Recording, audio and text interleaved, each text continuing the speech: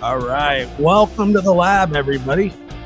I'm your host, Joshua Diaz, and I'm throwing you a little bit of a curveball tonight.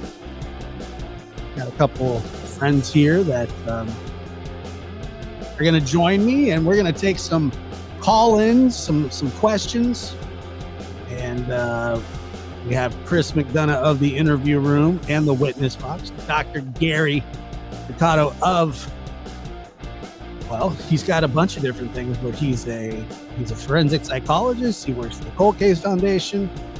He is the author of The New Evil, which you can get at any bookstore near you or Amazon. Be sure to leave a fantastic review.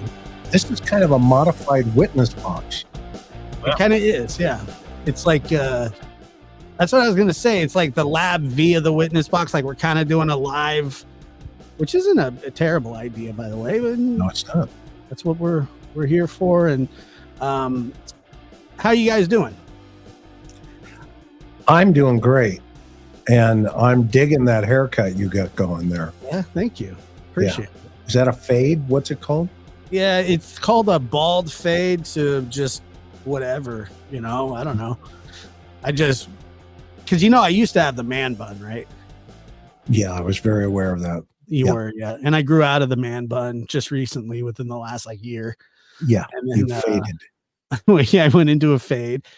But yeah, no more man bun. I looked like what was it? The samurai chef, Jim Belushi. Yep. I really did look like the samurai chef. The sushi chef. The sushi chef, yeah. And I mean, we were identical, really, honestly. And but then, I don't know. I don't know what it was. I just kind of grew out of it. You would think by 36, I would have probably conquered that feat, but it took a while. And Dr. Gary, you might have insight into why people like me wear man buns later in life. Brain damage. That makes sense. Moving right along. So. Boom! Right from the show. It's been a great show, everybody. Tonight. Yeah, he is lit tonight. This is what I'm working on tonight. Yes, fire. That was wow. Yeah, He's 11. Go ahead. He's not wrong. I mean, no, he's not. He's not. I've taken I used to play catcher, and I used to take foul balls off the face mask all the time. So there's probably something in there. I remember one time that I took a foul ball off, straight off the mask, and I thought the phone was ringing for 2 days. So who knows? I don't think he's wrong. But anyway, Dr. Gary, how are you this evening, Mr. Non-brain damage? No, it's just a joke. I know that. I mean, but I'm not kidding. I'm doing all right. I mean, I think that it's an extremely curious time to be alive. The world is in a very weird place. I think, especially in this country right now, and for somebody like me who is interested in human behavior and how people construct ideas that suck them into dark places, and it is really a disturbing and fascinating time in terms of what we're watching. I mean, we are seeing things that are totally historically novel develop, and a lot of the things that Michael Stone and I talked about, they just feel like they're coming alive, coming off the page. As the years go on. So, I mean, Chris, you know what I mean by that? I mean, it just feels like that book is. And you know what? That's why tonight when we all got here, we thought, you know what? Let's just lighten it up. Yeah. And Josh, I love the idea of letting folks call in, ask questions, talk about what they want to talk about. And I mean, I don't know, there's no topic that We got Cuff Daddy We could talk about Cuff Daddy. We could talk about from Nancy Grace. That was great. his That was a freak great show name act to that put he's got on. going on. But yeah, no, and we're gonna take call in, and the number is 817-799-8214, and we'll try to get through as many as possible. And so please feel free to call in, and you can ask anybody a question, within reason. Like, I don't. Like, how much did that fine haircut cost? Yeah, I don't want to talk about that. Yeah. I don't want to talk about that, or Where do you get the best corn dogs? I don't want to talk about that either. Hey, But I will answer it if necessary. 0 for 2, man. Not But, doing well, look, I mean, let's see. I got brain damage myself. Yeah, I know you do, but I wasn't going to say anything. Let me make sure. All right. So once again, the number is 817-799-8214. I have a suspicion that the phone lines will probably light up at some point. If they don't, yeah, Allie or Ollie has a question there. Ollie, New Zealand. Yeah. Did DNC really pass their poly? That's a great question. Actually, Chris, that's a fantastic question, because you and I were just talking about that, because you were on with Vinny. No, Court TV, you mean where Jensen said they passed their policy, so that ruled them out as. Yeah, he did say that. Yeah. I thought that, he's a good guy. I think it just, I don't know where he got that from. Was that in the news? Yeah. And I didn't answer it. I just went to the next one. Okay. It was a mistake. It was nobody's. I mean, the first one, the answer is 1,000% no. Because when even Candace, it was pretty clear, right? Yeah, she said that. Well, there was some confusion or something. She said something like that, right? Yeah, there was a little confusion there for her, but that's great. It was basically she didn't pass. Yeah. All right. So the answer to that is no. So let me see. It looks like we got our first caller. Let me make sure the everything's adjusted. Make sure we can hear. Caller, go ahead. You're on the air. Hello. Hi. Yo. Hey, how is everybody tonight? Hello. You're on the air. Can you hear me? I can. Yeah, you got to make sure to turn your whatever you're listening to. Can you hear me? We'll just look up. I'm muting it now. No problem. Hi. Hello. My name's Katrina. I've been watching all of you for a long time. How is everybody tonight? Doing great, Katrina. Thank Hello? you. Mm-hmm. What's your question, please? Hey, it's good to hear everybody. Chris, I have a question for you regarding Summer Wells. I know that this is not the particular subject for tonight, but that case has been very close to my heart for a very long time. I'm just wondering, do you think that she'll ever be found based on the evidence or non-evidence at this point?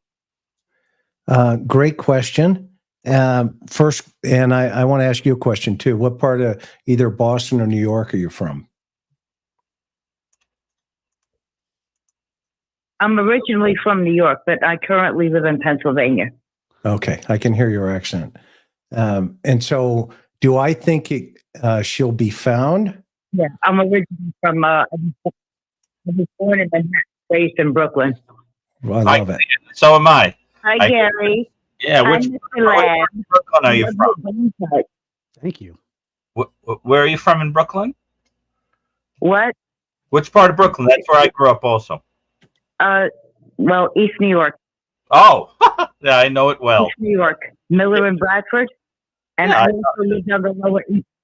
And I used to also live on the Lower East Side of Manhattan by Brooklyn Bridge.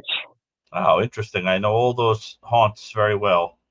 Did you live near like Atlantic and Pacific? Yeah, I'm saying you do.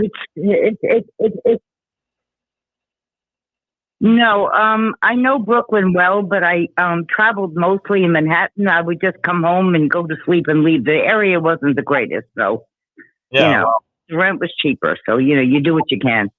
yeah. All right. Well, so Chris, I guess I'll let you jump in. Yeah, There. to help on the question, and it's a great question, and also thank you for being the first caller. That somewhere will be found. Yeah, thank you for being the first caller too. So I've been following all of you for a long time. thank you. Oh, I didn't know. Thank you. You're welcome. You're very kind. So do I think that you're going in and out on me. I think Summer's case can be solved. I personally believe that. And I personally believe that if you put the right temperature into the turkey, then it'll be cooked and it will tell you where she can be found. Meaning, hello? Yeah, we're still here. I just mute you for a second because it seems like there's a little bit of delay. But yeah, Chris believes, and I do as well, that it will be solved. It's just one of those cases that seems to be taking a little bit longer than. It's a heartbreaking case. There's no question. It's heartbreaking. Yes. It's very heartbreaking, what that little girl went through. It tears at my heartstrings very deep. And one of the things that does concern me, and I know this may not be appropriate for some because I know Chris used to work in law enforcement. My concern, I'm not going to use any full names. I will use initials. I'm sure you'll know who I'm talking about based on the situation. He's from LE. RL, that's on the case. Yep. And the concern I have is what his own son got arrested for, which indicates to me that he might be the head officer on the case might be somehow involved. I could be wrong, but I have very good street smart instincts. And there's just something about the way that man is handling this case. It creeps me out. First of all, Candace won't allow them on her property.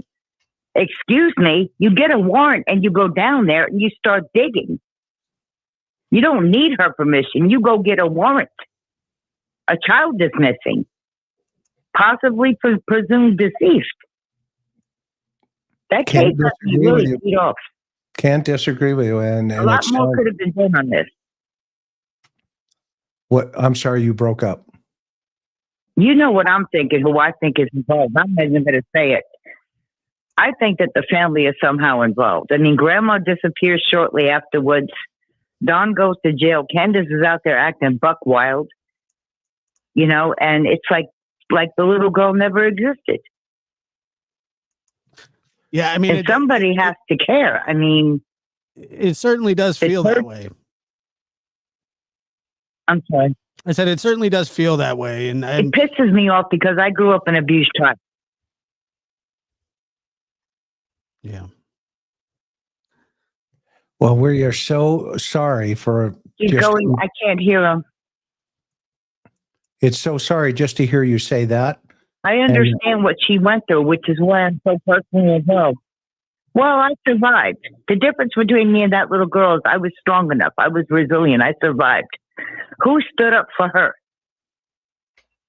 The whole church was involved. The neighborhood was involved. Who spoke up for her when she was still there? Nobody. But as soon as this little girl goes missing, I mean, I'm not referring to you guys because I know you had an invested, interest in this case because you care. But everybody on YouTube, not the three of you, wanted to make money on her. But not one person gave a hoot when she was still breathing or still, in hindsight. Yeah, it's a great analysis. And a lot more could have been done to find that child. I'm sorry. Yeah.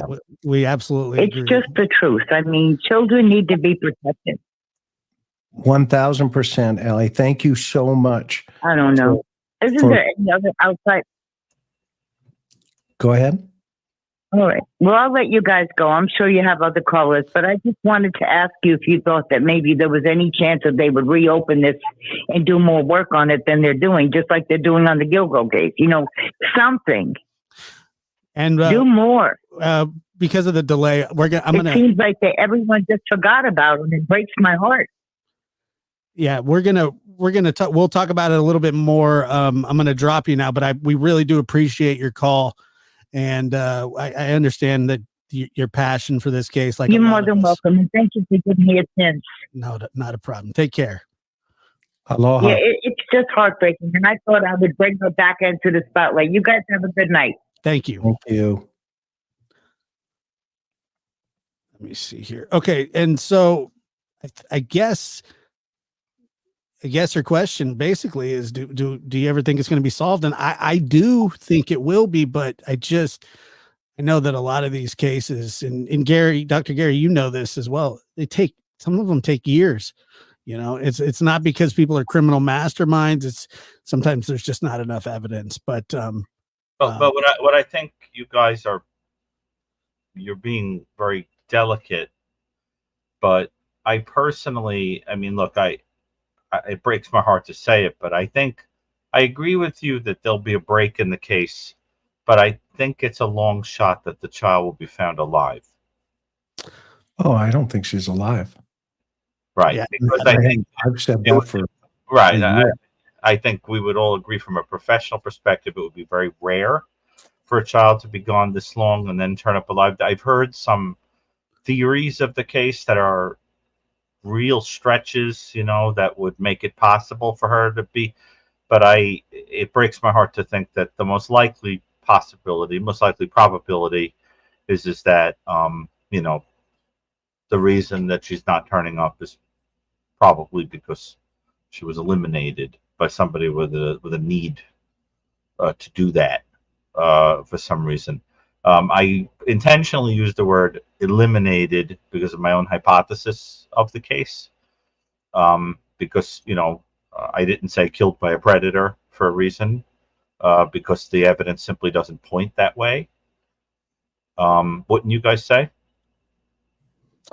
Yes, I've always felt that the people that were closest to her have direct knowledge, if not complete involvement. But it is hard to just without any actual evidence. It's really hard to kind of cast that on somebody. But this is a case that I was in on early. I've seen a lot. I've talked to Dawn. I've talked to Candace.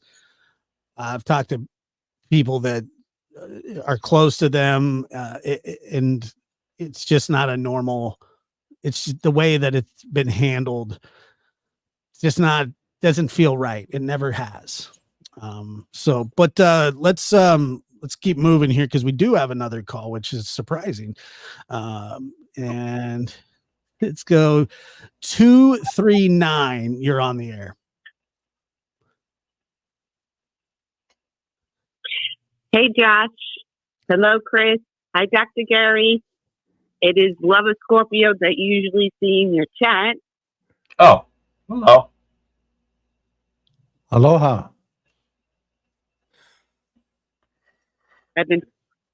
Aloha.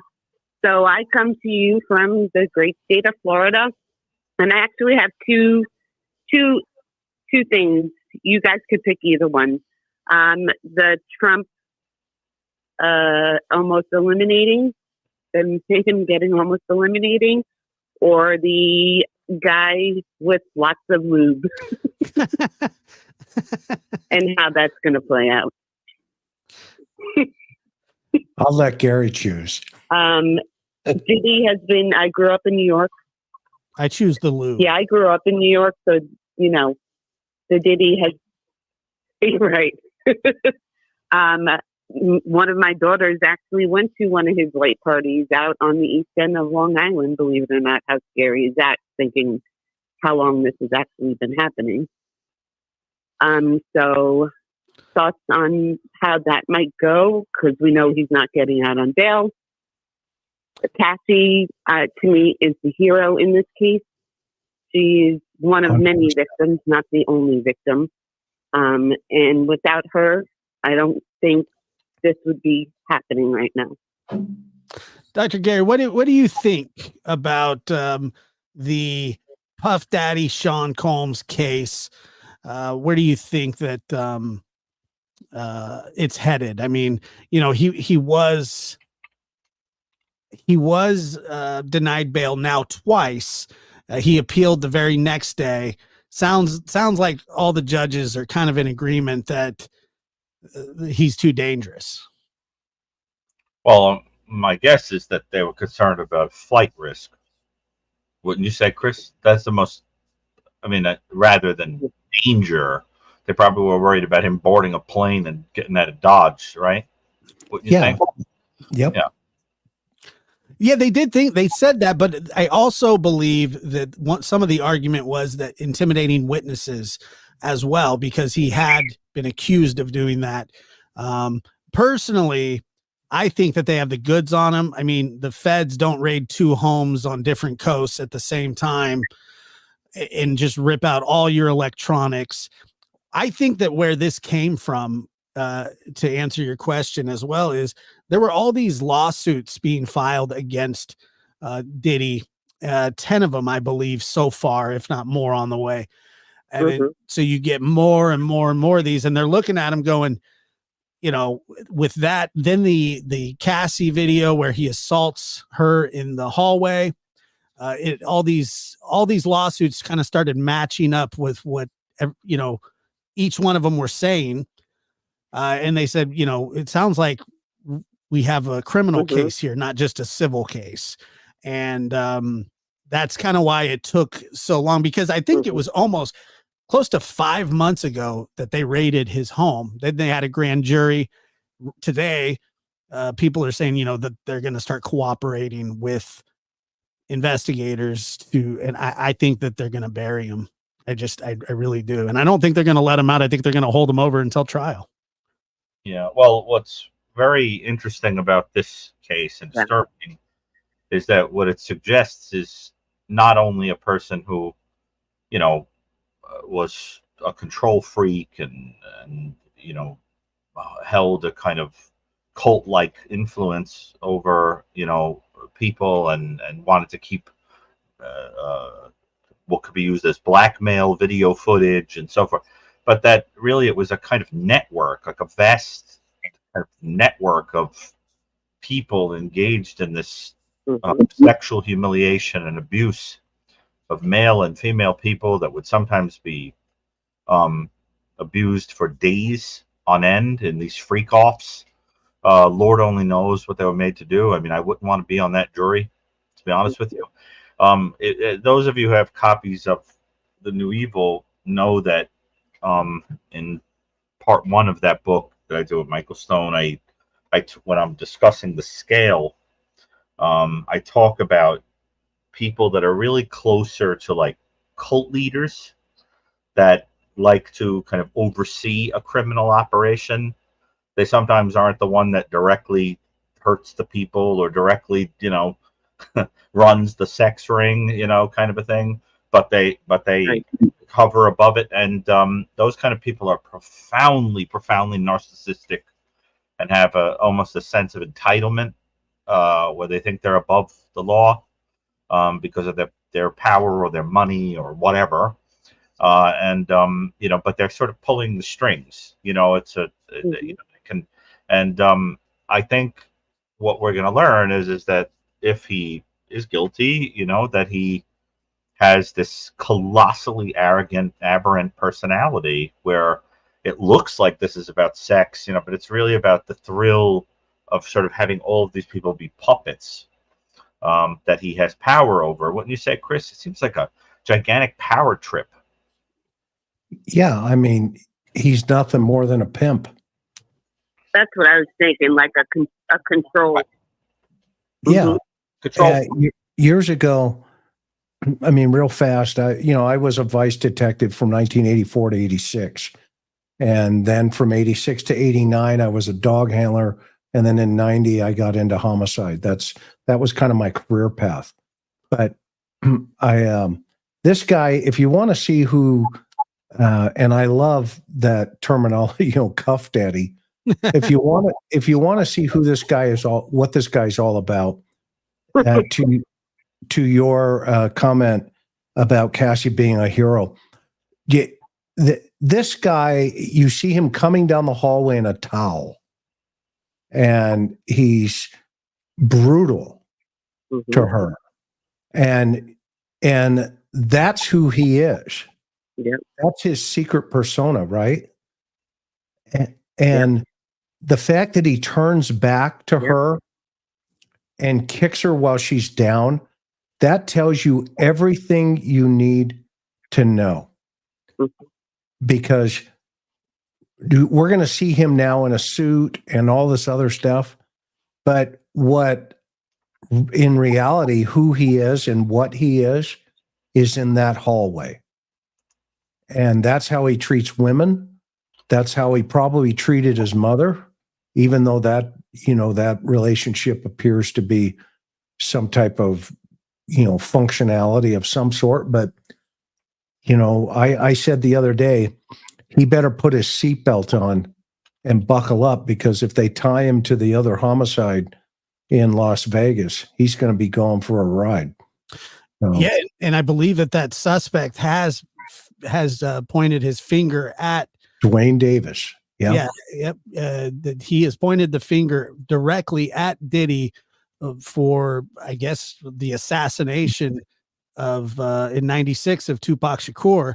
And that has been one of the biggest unsolved mysteries or crimes in years.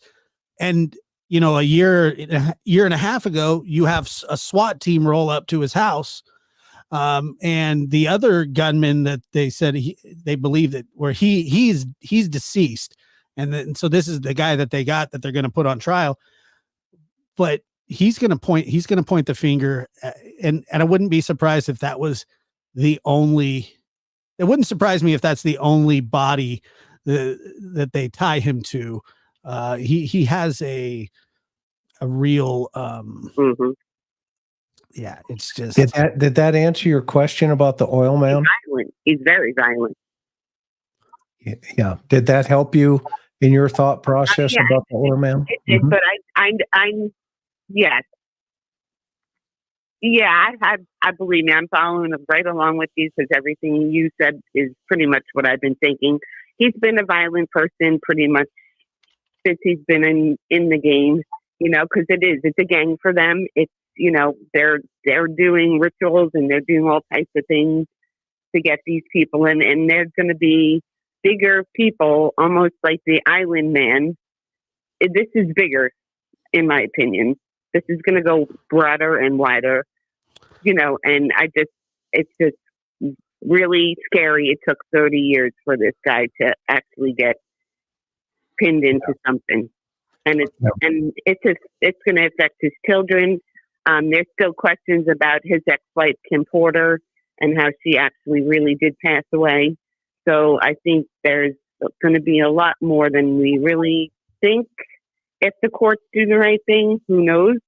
This is the court. This is the same place where the JE guy was in. So I hope that there is some justice, because justice in this country right now is very questionable, in my opinion.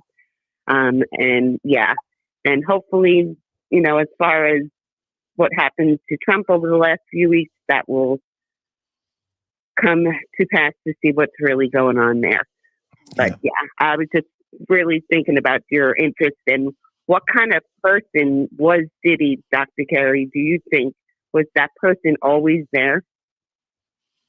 Well, if he's anything like the other kinds of people who would do things like this, and we don't know, you're looking probably at some kind of disordered personality, and those kinds of things don't abruptly develop later in life. People like that, start out like that from the time they're kids.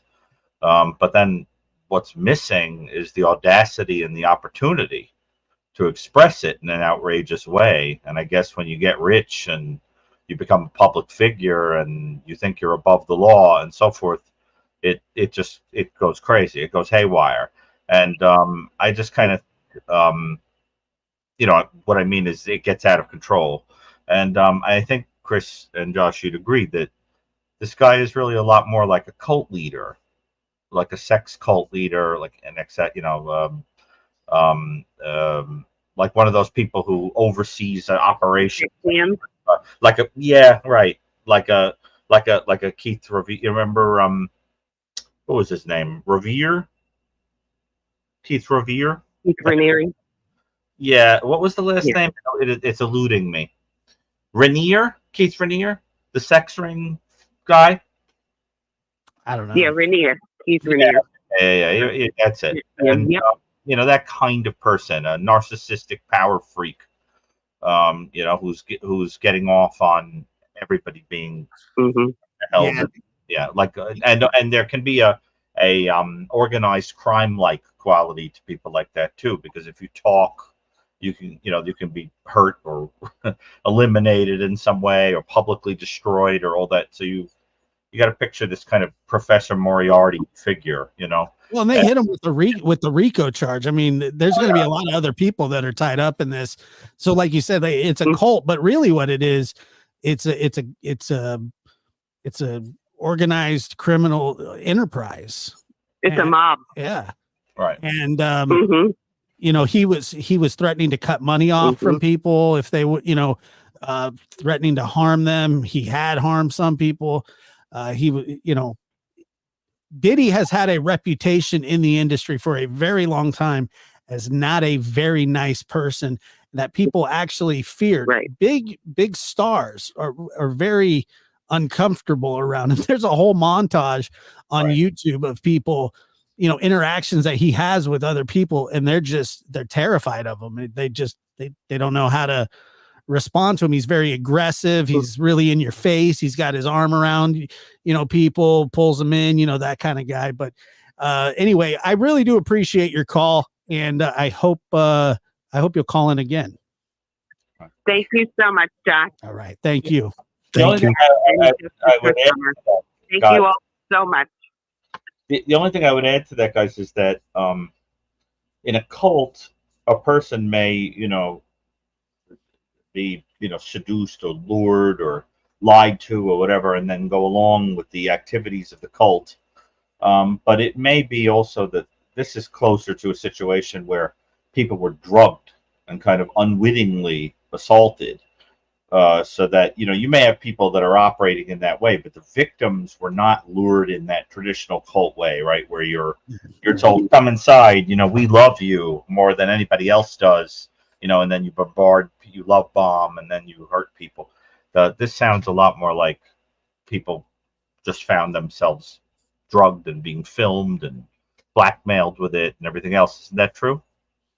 That's what it sounds like. Yeah, that there was some blackmail and threatening to pull financial support, threats of violence, henchmen, and that going out and threatening witnesses. And I think that is a big reason why he's not getting any bail. Not just because not that it matters. I mean, I know that he surrendered his passport and all that stuff because you have to. But the guy owned his own jet, so that's a problem. But it seems as though that he had been harassing and threatening people, witnesses. So we got to go ahead. I was to say it is a new evil, as I'd call it, right? This new phenomenon where you assault a person, because you can see this even with a person who commits one sexual assault, right, as opposed to a serial offender, and they film it or record it, and then you say to the person, if you tell anyone I did this, not only I'm going to send this, I'm going to put it on the internet, or I'm going to show it to your family, and so that the person is then afraid that they're going to be humiliated with it. So it's this sort of use of technology to essentially threaten the person who could get you incarcerated, and it adds this whole new level of threatening extra humiliation and loss of control to a person that's already been hurt in that way. But I think it takes a really vile person to do such a thing. And then there's the idiocy of the person sitting around with those recordings in their home. You know, what do they think? They're immune to ever getting in trouble? You could just imagine in the search of the home. I mean, don't you think they would have found loads of recordings? Yeah, they do. Yeah, bus loads. All adults? We'll see. Yeah, it's. I'll tell you, I know that Usher went and lived with him when he was a 13-year-old kid. And Justin Bieber. Justin Bieber, was a kid. Who knows who else? So you don't. And by the way, there is a interview with Usher on Howard Stern not that long ago where Howard actually asked Usher about those parties. He doesn't want to go into it at all.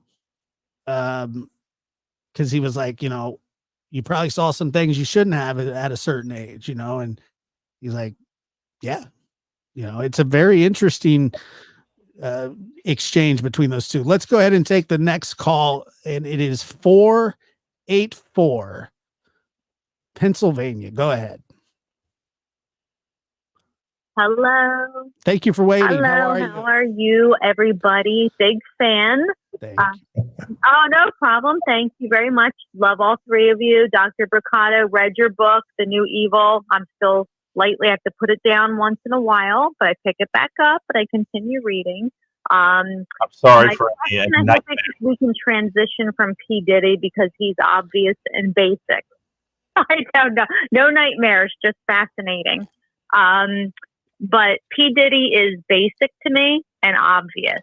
My question, Dr. Brucato, might be towards you more than anybody is with the genealogical DNA.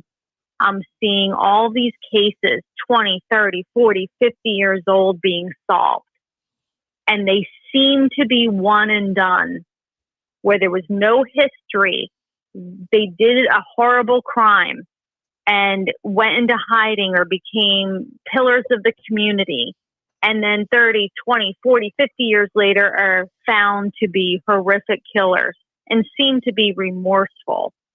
The data may show that there's no way that this was just one and done. But I wonder if there's something there to look into, or if Dr. Brucato and others here on the panel would say, no way. There's no way this was one and done. They just so happened to be caught with this one crime. I mean, I think my moniker is Gummy Bears in Crime. I think it's a really interesting question. I think it's a mixed bag. I have seen, and I'm sure Chris, from a law enforcement perspective, and foundation, we've seen a mixture, right? Some of them are cases where there was one murder, one assault, and some of them it's just the tip of the iceberg because they were able to close out a whole number of cases, at the same time or over time. But look, the reality is, I think the clue you get is what exactly happened at the crime scene. When you're seeing a murder where it appears that it wasn't just an expression of rage or elimination or something like that, but there's evidence of playing out some kind of sexual fantasy, signs of torture, instruments being brought to the scene and used, ritualistic behaviors, bondage-like kind of stuff or whatever. You start thinking this is a person who's playing out a fantasy or a personality-based need. And those are the kind of people where you really don't think it's what you call a one and done. And you start thinking, okay, we got to try to link this case to other cases in the region. There are a lot of cases like that I could think of that look like, that are being investigated as like one and done, as you call them, cases that I've been very suspicious for a long time are probably actually the work of a serial offender. Chris, you know what I'm talking about because there's the quality that's so suggestive of homicide. That's the kind of case you're talking about, right? Where it just doesn't seem probable that somebody did it once and stopped. Yeah. Right. I feel that way a little bit about Hoyerman, right? Yeah. When they say that, absolutely. By a certain amount of time, and I'm like, but you usually start doing these crimes in your 20s, right? And they don't arrest this guy for decades. I mean, where are all And you know, thank God for DNA. It's an unbelievable technology that has a lot of peace to a lot of families, a lot of closure. And it's also fascinating how it has, what you don't hear as much about is where that people get exonerated because of it, where they just pin things on the wrong person. And then you know, that they come back and they say, actually, this person's been living with impunity for years, and it's really that person. And that's also a whole other topic. I think that's worth its own show. You know, people that just fester in someone else's crime. What you guys say? It's interesting stuff. Do you have any thoughts on that other than what I said about how one of the clues of whether there are going to be other victims is what you see at the crime scene? Are you asking me? Yeah. Well, both.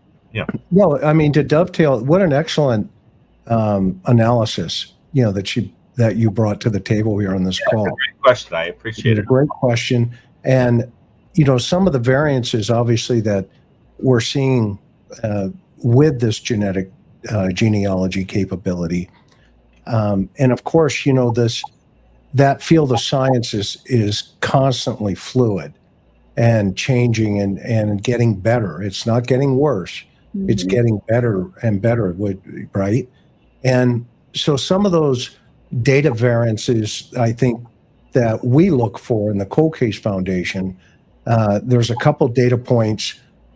One, obviously, the type of, you know, attack and the contact site in relationship to, you know, we look at the sexual behavior, we look at the, you know, just the physical behavior, the suspect's behavior, the victim's behavior, and then you take, you know, just as a simple example, those four variant points in back, you know, 20 years ago, when VICAP, when the FBI, the Violent Information Crime Apprehension Program, was established and put together across the United States, it was succinctly designed to try to find similarities in relationship to crime scene, you know, analysis.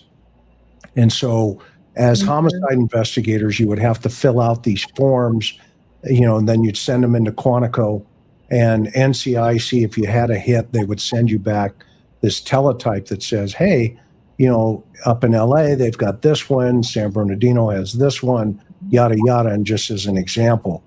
And then DNA comes around in the early 80s, and nobody really knew what it was until about 1991, 92, when it really started to get introduced heavily into the court system. And everybody's going, you mean this is like the person? And, you know, then of course it started to evolve. Right. And, you know, so to your point, they started going, everybody started going back, guys like Dr. Brucato, Michael Stone, Larry Simons. There's a whole bunch of guys that started going back and going, hey, wait a minute. Okay. Why are these potentially one-offs? And if they're not, what are those variant data points that are telling us, no, there's more to this story with this crime? And I think your point is really fascinating because there are those anomalies where these folks have committed this one and done, and they've, you know, next thing you know it, they're the mayor of your town, and 40 years later, you know, DNA shows up and they're like, no. Yeah. Okay. Is that right? Does that make sense? Yeah. Yeah. And 100%. Yes. And I'm thinking, yeah, go ahead. No, I'm listening to you. Go ahead. Chris, pardon me. Thank you. You know, even Richard Allen, you know, there's no real DNA history. So to the outside world, this seems like, quote unquote, one and done. We have no proof that he did anything before. He was living a middle class, everyday life. And suddenly we go, whoa, he might have allegedly committed this crime. There's, you know, again, all these true crime stories of you know, at the mall, the girl killed at the mall, and 50 years later, the DNA tracked back to a grandpa, and everybody said, oh, he was the best grandpa in the world. He would never do anything wrong. And we still can't take that DNA and find that he did any crime anywhere USA. I know there are problems with the databases and things like that, but it's just so fascinating to me that there could be a story here behind perhaps a segment of society where there really are one and done horrific killers out there. I would agree. I would agree with you. One and done. They got so scared that they did it and they got away with it. I would agree with you that is definitely always on the table as a possibility. And your comments are right on target. And, you know, I just think it's awesome. So thank you, by the way, for calling in. We appreciate that. Thank you so much for your call. I love it. No. Thank you. Thank you. All right. Thank you very much. Thank you, everybody. Have a good night. Take care. I'll just add to that I think there's probably a lot more one-time sexual assaults that go unsolved than one-time murders, because I think once you've escalated to killing, if it's based on a fantasy need or a personality need, chances are you'll keep going. I think at that point, you know, it's very unusual, let's say, for a guy to go out and commit a ritualistic torture murder, and then that's the end of it. It's like once you've kind of gone over that edge, you're, you know, and, you know, Ann Burgess always talks about that. Yeah, at a point of no return for some of these people, you know. And but I think sexual assaults, Chris, you'd agree, there's a lot of that. The opportunistic assault that you did, you know, when you were a certain age, and then you grow out of it, you know, whatever. You know, you grow up and you go, oh my God, what was I thinking? You know, I can't believe I didn't get in trouble for that. Not that that's great that you didn't get caught. You know, I wish they would. I have to tell you, if there was a database where I could, or any of us, even people that are running for public office, people in prominent positions, where we could all willingly give our DNA to put it on file so that we could be checked, right? Mine's on file. I would do that. Yeah. Oh, you mean because of the work you do? Yeah, it has to be. Yeah. I think my fingerprints are on file, but that's when I used to coach sports. You know, it was like through the rec league, you would have to go get fingerprinted, but DNA. No, I don't. Yeah, I mean, I think there should be databases like that. I mean, there are civil liberties issues, but the fact is, if you don't have anything to hide, why would you mind putting your? That's a fact. Yeah. You know, and I just kind of think that, especially with people that are entrusted with, you know, the care of children, people that are, you know, things like that. I mean, come on. I mean, put yourself on. And fire. Gary, I think right. I think you would agree. The type of personality she's talking about is a power reassurance, right? That guy. Right. Yeah. Right. Or sadistic or aggressive assaultors. If he got that far down the track, they wouldn't turn around. Yeah. Right. Exactly. Or even opportunistic situations. Yeah. You know, which she could mean, you know, but I think it's a really good question, and it's a really interesting question. I'm surprised we haven't gotten any questions about Koberger. I thought every question would be about Koberger. Let's get to the next call. Maybe that would be. Yeah. 931, you're on the air. Go ahead.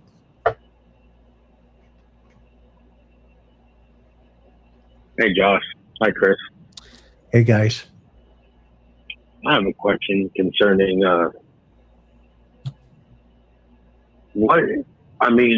everything that I've seen with, missing children and then being involved in one. What is the odds, and why is there so many death threats and stuff going out? Why do people feel like that they should bully a person that's looking for a missing child?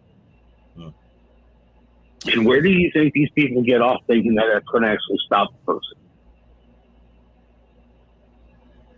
So your question, Seth, I can hear it. Am I wrong? You're not. No, you're right. Okay. So your question is no, you're not. I'm not just. No. This is Seth Rogers. I'm calling it. Yeah, I can hear you, brother. People that would like to know. I mean, me personally, I've been threatened.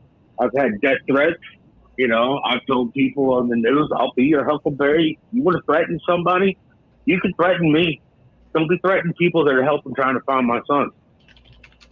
But what is the purpose of all these threats?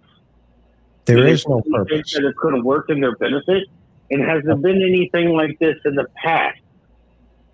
Yeah, Seth. Okay, so to help, number one, you're doing a great thing by being persistent in finding your son. You're out front. You're talking, and because of that, we are living in a time in 2024 for the first time where good is bad and bad is good. And when you're doing good, there are certain personality types, and I'll let the doc talk about personality types, but from an investigative aspect, being LE, it's taken quite some time just to get the documentation out to the public that you are actually working. And you and I have had many conversations behind the scenes where we've both agreed that if somebody is doing what they feel is helpful, which it's not, by threatening, okay, but that is a safety mechanism for them. Okay, they're throwing that up because it's what we call projection. Okay, and when people do that, they are hiding something. That's what that means.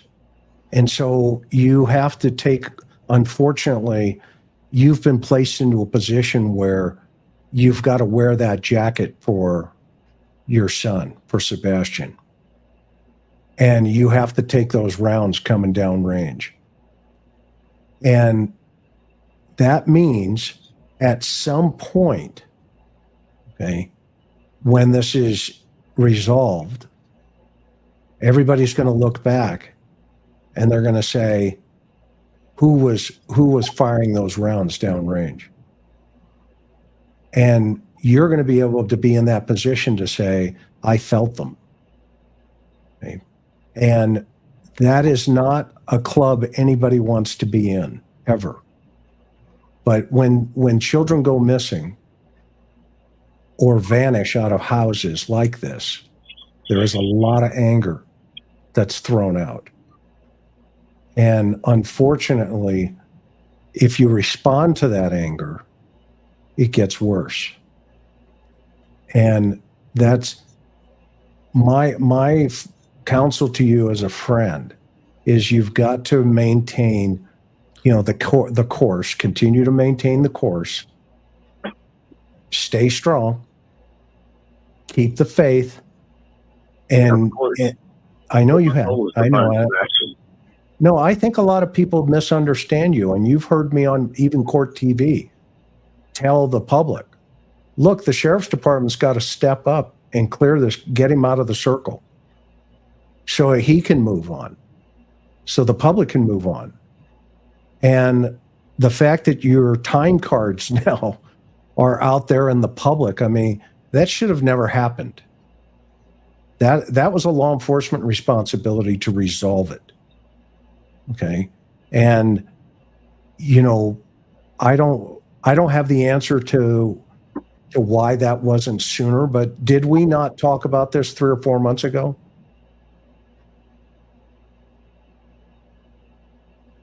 We did. And I mean, you can check the date on those. I've had them for a while. It's just, I didn't see any point of putting them out because I knew that I was at work. No, I know that. But you see, I knew I was at work. But then when somebody started saying that I had taken a break or whatever, that was 3 hours. It's like, 3 hour break. I'd have been fired. What are you talking about? Yeah. And well, you know what? Jail. It's not like you get to take a 3 hour break anyways. Just stay the course, my friend. It's progressing. I'm sure of it. And I think the frustrating part of it is you are doing what you're supposed to do, and the public sees it. Am I off base here, Josh, by saying and Gary? I mean, they're watching you, and they're watching the other folks too, and probably everybody in that neighborhood is watching everybody. I think where a lot of the disconnect comes is that people base their feelings on whether they like somebody or not whether they're a grieving parent with hurt in their voice. I can hear it. I can hear it in your voice, Seth. I mean, this has taken the biggest toll that it can on anybody. I mean, sometimes I just feel stupid because I don't know what to say sometimes. I've told you this before, and because it's, when people just go low just for content. My son's gone. He's missing. He's lost. And then everybody wants to put him on the back burners to throw crap at people. And it's like, I'm getting hit with it. Tony's getting hit with it. Everybody that's, and it's like, it's my duty to protect my children. But at the same point in time, it's my duty to protect the people that are helping me find my son. Because he's my son. And it's just like, it kind of never stops. Yeah. You and I haven't ever spoken before. It sounds like you've spoken to these guys before. I'm certainly very familiar with your story and some of the outrageous things that I've heard and some opinions people have and all that. And it does feel like it would be nice if people would let you be private with whatever process you're going through. I do want to ask, just to kind of humanize you for a moment here. I was hoping maybe you'll take a couple of minutes and just tell us a little bit about your son. What was he like? What is he like? To fill in the gaps a little bit for the public who know nothing about him except to call him a boy of such and such age who happened to have a diagnosis of autism, and fill him in. What was he like? What is he like?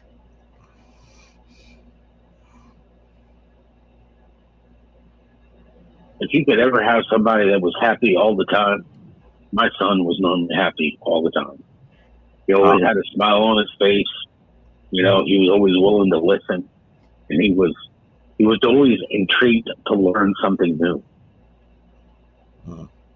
He loved his animals. He's got animal books in his room. He loved his video games. That was his way of getting away from the regular world, which we all need a break from. But then at the same point in time, he liked to just go out, sit in a chair, and go fishing. There was just, he would sit down in the living room. We'd watch movies on end, and he was just, well, what do you want to do, son? It was like, I'm doing it, Dad. I'm sitting there watching movies with you. He was the easiest kid to appease. Because it didn't take much for him to be happy. That's right. And I bet you remember the day he was born like it was yesterday. You remember him as a little guy when he first came home? It's been one long day. Yeah. I remember him as a little guy when he first came home. Yes, I dressed him in a pair of, I remember picking out the outfit that I was going to bring him home. And from the hospital, I was there. I remember when he peed on the nurse. Peyton did that too.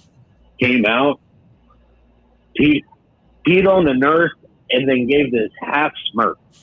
And I was like, there's my smile. I mean, I was like, bravo, son, bravo. Mark your territory, young man. Mark your territory. And it was just, I remember some of the,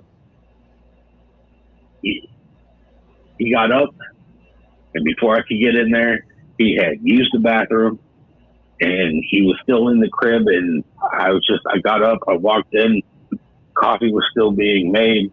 This was down in South Georgia, and I walked in, and he had been painting on the wall. He didn't have any finger paints. And it was like, oh, looks like we're doing laundry and washing walls today, but it was just like, what are you going to do?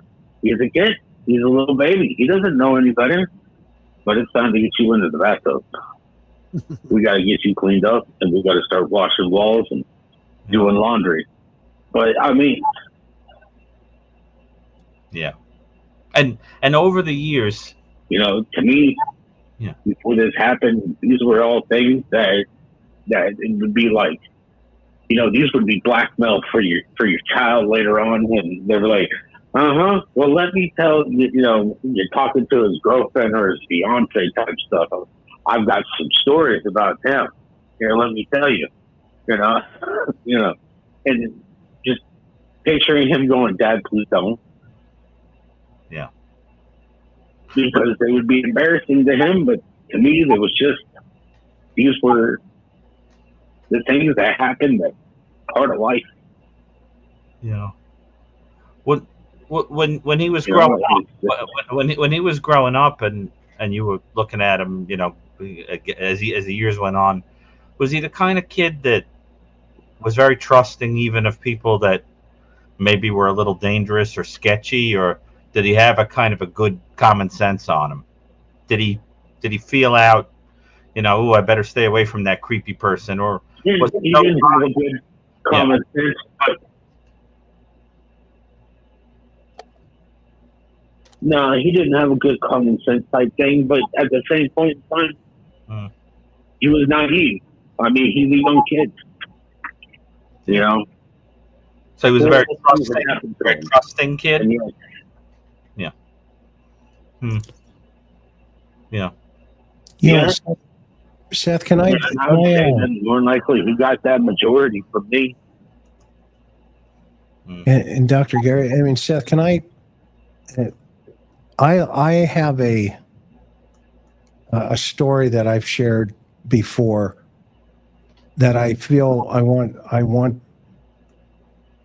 to maybe give you some insight from a father who has lost a son 21 years ago. And my story. I've given it to you behind the scenes on the phone, you and I and others. But there's one thing that was shared with me a long time ago. And it was a man that was asked by a messenger from heaven to go into a canyon. And he gets into this canyon and he stops for a moment and he kneels down and he says, "Dear Lord, you've asked me to come into the canyon. What shall I do?" And he has this impression to move forward. And he gets into the middle of the canyon and there's a gigantic rock from one side to the other side of the canyon. And he stops again. And he asks God again, "You've asked me to come this far. What else shall I do?" And he has this impression, push. And he says, "Push? Why?" And he hears push. And he reaches up and he puts his arms against this rock and he starts pushing. A month goes by, 2 months, 3 months, a year, and he's exhausted mentally, physically, emotionally, spiritually. He's out of gas. And he says, "Lord, I don't know what to do." And this messenger appears to him for a brief moment. And he says, "I have a message for you." He says, "What is this? What?" He says, "Let me see your arms." And he shows him these biceps. He says, "Let me see your back." and he shows him these quads that he's cut into his physique now. And the messenger says, "Do you see that divot?" "Yes." He says, "Grab it." And he reaches up. He says, "Now put your foot right there." And he puts his foot there. Then he starts climbing. And he gets to the top of the rock. And he looks over and he realizes it's the Savior. And he says, "Lord," he said, "I'm at the top of the rock." He says, "Well done, thy good and faithful servant. I asked you to push. I did not ask you to move the rock. That is my responsibility." I believe as you continue to push, God will move the rock, whatever that means. And so continue to have the faith in him and extend that faith. And just remember, when you're getting hate, they hated him. And you are a reflection of his grace. So keep pushing. Do not take it personally, because you may be doing them a favor as well, who are throwing the rocks. So thank you so much for doing what you're doing for your son. And Gary, I didn't mean to interrupt. I apologize. Oh, I think that was very beautiful. And I think the only thing, I would add to that very powerful story is to say that, remember, if you are a person of faith, that God, who sometimes took his own medicine after, knows what it is to lose a son. And, that's very important to understand. And I think, now listen, I don't know you very well, but I don't think it takes Sherlock Holmes to listen to you to hear that there's an authenticity in what you're saying and the pain you're going through. And I have to say that authenticity is often missing in these kinds of cases when you talk to family members, and it's odd. What a person listening to you hears is that you've been through the ringer and your heart is broken and been taped together and fallen apart 100 times already, and people can't just leave you alone to sort your brain out about it, and it's overwhelming.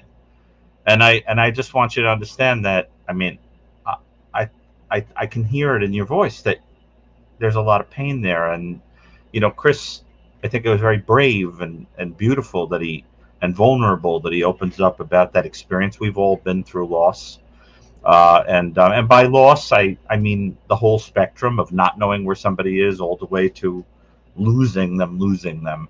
I think right now we have absolutely no idea of what's going on in this particular story, but I think you have to just put a wall around you and just say, like, this isn't, you don't know what I'm dealing with. And and your need for rapid closure or to point fingers or whatever, you keep that to you. No one is going to understand until they've been there. Chris, you know that better than anybody else. Who could possibly know the phenomenon of what that feels like? I mean, those stories you told, that's why I wanted you to give a little glimpse. I think that when you humanized that way, that image, for example, of your son fishing with you, I thought that was heartbreaking. It brought him to, it really brought him alive, for a moment, and I could picture everything about it. And he was a beautiful kid. He is a beautiful kid, adorable. And I'm sure not a day goes by that your heart isn't broken. And so, you have the support of everyone. And don't let people talk to you like that. Just, you put a wall around you. Wouldn't you say, Chris? Yeah, he's doing great. You really are. And it's hard. There's no words any of us can say that will make any sense. And so you just stay the course right now. This is the hard part, but remember, you're just pushing. At some point, you'll get to the top and you'll look back and you'll realize, that an unknown force or an unknown power had been carrying you through the whole process. And I love that poem, you know, where you look down and you see the footprints in the sand, right? That one. So, you know, you're a good man. And just, you know, stay the course. That's what I always say. And my opinion for law enforcement has been, and this is a couple of weekends in this business, my opinion for law enforcement has been stay at the house. Don't leave that house yet. So, you know, it looks like there's some evidence of things going on behind that house, but it originated at that house. And 15-year-olds just don't vanish. So we hope, Seth, that if you need something, you can call. You know that. You can call anytime. And, you know, it's always confidential. So thank you, brother, for calling tonight. Really appreciate it. I appreciate that, Chris. All right, buddy. Thanks for calling in, Seth, and we'll talk soon. And thank you, John. And John. I think that Dr. Gary has given you great. Dr. Gary and Chris both put that wall up and keep pushing forward, because they won't stop. They won't stop because they don't know what they're talking about. Right. You know, he who is without sin. Let's look at everybody's life. Let's look at everybody through a microscope. They don't want that. You don't want that, but somehow you ended up in this position against your will and your son's will. Put that guard up, block those people out, and just keep doing what you're doing, because I think what you're doing is you're looking for your son in any way you can. And it's a desperate time, and I get it. So right. As long as you can look in the mirror and say, I didn't do anything. I know in my heart that I'm doing my best. I'm doing this for my son. That is a matter between you, and everyone else, if you'll forgive me. They don't know you. They don't understand your situation. That is between that little triad. And you just, as long as you can look in the mirror and say, I lived my values. I did right by my son. I know what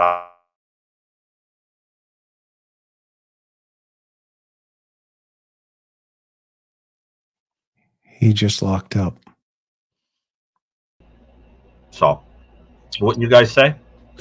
We don't know what you said because you froze. You locked up, so we don't know, but I'm sure it was brilliant. Did you hear me say, as long as you can look in the mirror? And right. Yes, and that's what it comes down to. At the end of the day, I'm convinced of that. If you say, like, this is the only day I have, right? Yesterday is dead. Tomorrow isn't even born yet. There's just today. These are my values. If I live them today. Seth, there's a great book. It just came to me. There's a great book you have to read during this time, and it's called A Man's Search for Meaning. Oh, yes. By Dr. Viktor Frankl. Yes. Okay. Would you recommend that, Gary? Oh, yes. It's a great favorite of mine. Okay. So get that book. It will help you. It's called A Man's Search for Meaning, Dr. Viktor Frankl. It's about logotherapy.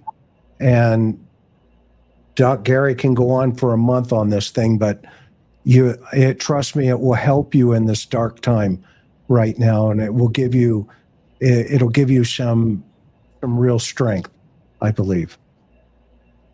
I think it'll help you see that the pain you're experiencing has a meaning. Has a meaning. That you're experiencing it because you're doing it to help get to the bottom of what happened to your son. There you go. That's it. And I think, when you look at it that way, you'll go out and you'll say, I'm going to suffer again today, but I'll do it for him. And then you can bear it. If something has a meaning, you can bear it. That's the whole thing. So, yeah, but I don't know what else we could say other than that. It's beautiful that you opened up tonight a little bit about your son, and I think in those few minutes you brought him to life more than I've seen in a lot of media.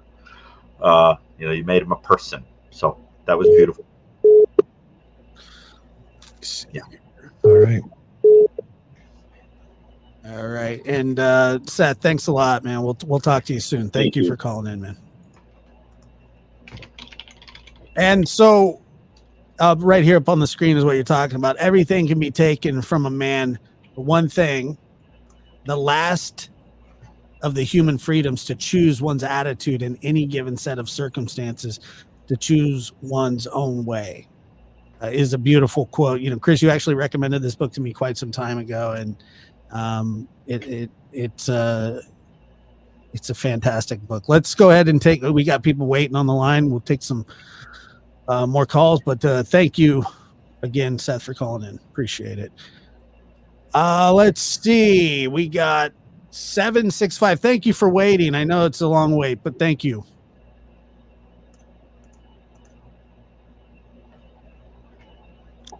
Hello? You're on the air. Hello? Yeah, sorry. I'm sorry about the wait. Okay, thank you. I just wanted to... Oh, no, that's okay. You guys are my favorite show, and I love this panel because you guys are so diverse. And I feel a spiritual connection, and I appreciate that. But I guess, Josh and Gary, my question is to you. I was part of a marriage with domestic violence, and we divorced after I went through some things. And one evening, my son and I, that I had my son with, he appears on the news. His face shows up saying he's murdered 3 people. And my son has this fear all the time and ruminates that he's going to be like his father. And I was hoping, Josh and Gary, you can help me with a solution to help him more. Oh. How old is he?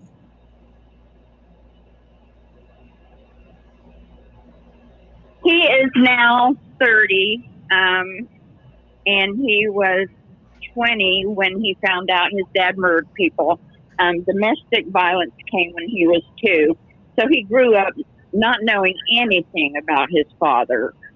So we're sitting here watching the news, and here his face comes up that he's murdered 3 people, and it just shocked us both, and he has suffered with this ever since.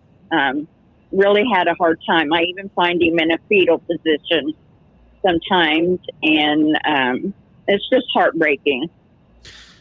Yeah. Well, look, I mean, I grew up with those kind of things kind of looming over my head. The fear that people viewed me as the son of a murderer. But then on the other hand, I made this concerted effort my whole life to try to be the opposite of him, my father. And there's always these doubts and these fears, and just because you share a DNA with somebody doesn't mean that you are them and they are you. I couldn't, it sounds like your son who is 30 years old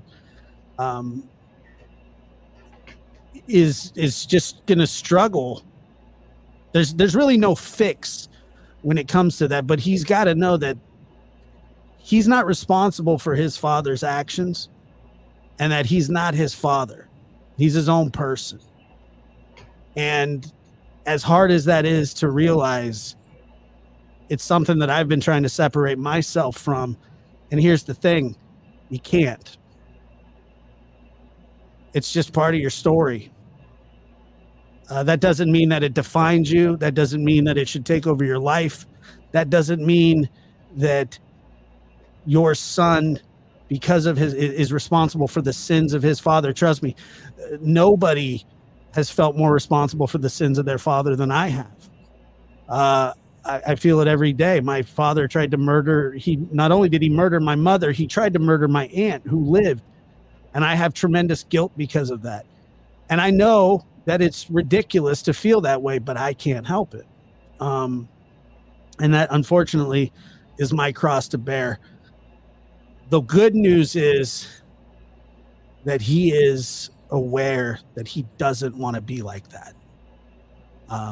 And it sounds as though he's dealing with it in a different way. You know, it is hard to do. And but you know, I you know, Dr. Gary, you can speak to it a little bit as well. Well, I know that he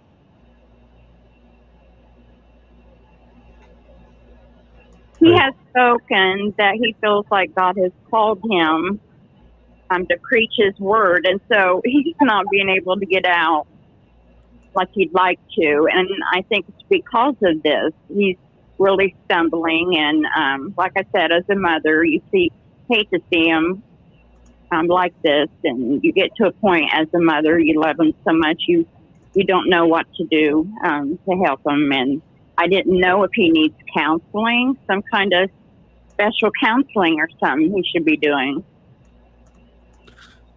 Dr. Gary, what do you think about that? Well, first of all, in order to really get a sense of how reasonable the concern would be that one would replicate, you know, the things that were done by a family member, it's important to understand what was done. Are you talking about murders, for example, that were done during the course of robbery? Are you talking about murders that were associated with a perverse fantasy life? Are you what kind of murders are you talking about here? What happened? What were the circumstances of a serial killer? They had went. Yeah, his father got addicted to meth.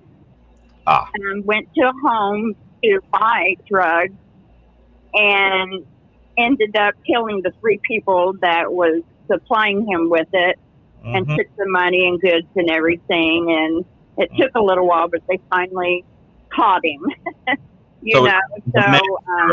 A mass murder, not like a perverse or thing or anything like that. Right. But this is extremely important, because what you're saying is that it was a situational thing, the use of substances and some kind of fear in the moment that led to acting out a certain way. And so that's very different than saying, you know, my father had a serious mental illness and I might have inherited it. You know, I'm in the same horrible circumstance my father is, and it's probable that I'm going to do the same thing. This is more like somebody goes down a path and becomes addicted to something. In fact, I think that's what in the New Testament Christ is talking about when he talks about a person being enslaved to sin. I think sometimes he's talking about addiction. And, you know, I think that once somebody goes down that dark path, you know what the wages are of that. And what it sounds like is that your son, first of all, is 30 years old. We have no reason to believe, based on what you're saying, that he's using methamphetamine or anything like that. And he sounds like he has a conscience. Because in my experience, good people are the ones who think they're terrible, and terrible people think they're amazing. The surefire sign of a person with a good moral compass is they say, what a terrible person I am. What a horrible human being I am. And I think my favorite people in the world are people who are down there in that dirt and realize that they're human and flawed and imperfect, and then they pick themselves up. I think that's the stuff of heroes and saints. Dr. Gary, it's funny that you say that. I have always been so uncomfortable with those, you know, that kind of praise from anybody. But you're a good person. Right. That's but why you'll never be your father. You don't have it in you. Your heart is good. And that's the thing. I mean, I always remember Abel and Cain were brothers. Same DNA. Yeah. Very different people. And I think the point is sometimes situations test your character. And your son clearly is of a very different caliber. I think it sounds like he's got your DNA too, and I can hear the kindness and the selflessness in your heart when you talk, and how worried you are about the him. worry. Yeah, absolutely. And the worry. So I think, listen, I think that what it sounds like is, if your son feels that he's called to something where he can go out and help people in a very unique way, just like Josh is doing, who's facing a very unique problem, I really think that perhaps he should do something about that. But he's got to get over that kind of diabolical process of being pulled into thinking that you're terrible, which I think is designed to prevent you from going out and shedding some light. Once you get past that wall, you go out there and you help other people. But I can tell from everything you're saying, he doesn't have anything to worry about. You don't at 30 years old flip a switch, become an amphetamine user, and go out and kill people. Yeah, what he's dealing with is the anxiety and the residual effects of what his father, who is, blood, has done. I've felt that for a long time. The person that's supposed to protect you the most is out there harming people. That's not a good feeling for a child at any age. That's right. I'll be 39 years old in November, and I struggle with it still. I struggle with the fact that my mom was 23 when she died. It breaks my heart that she was so young. It breaks my heart that my father wasted his entire life. He went to prison at 25 years old. He sits in there to this day. And what your son's father did has caused a lot of pain and suffering for a lot of people, including you guys. You're victims of his crime as well, and not just the people that he murdered and their families as well. I mean, you're innocent in all this, and you can't carry his guilt for him.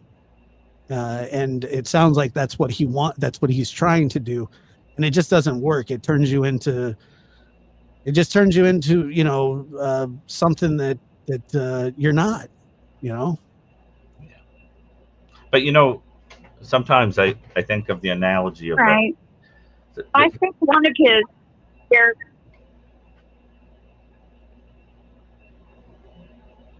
I think one of the problems is just knowing his anger issues, and Connor can get a little bit angry pretty quick, and with the domestic violence I went through and everything. So that leads up kind of to what happened, and that's just the theory he has, and I guess just continue praying for this and he can move on. I was just wanting to reach out to you and let you know that I appreciate you guys and what you bring to the table. And I would suggest counseling. Remember him. His name is Connor.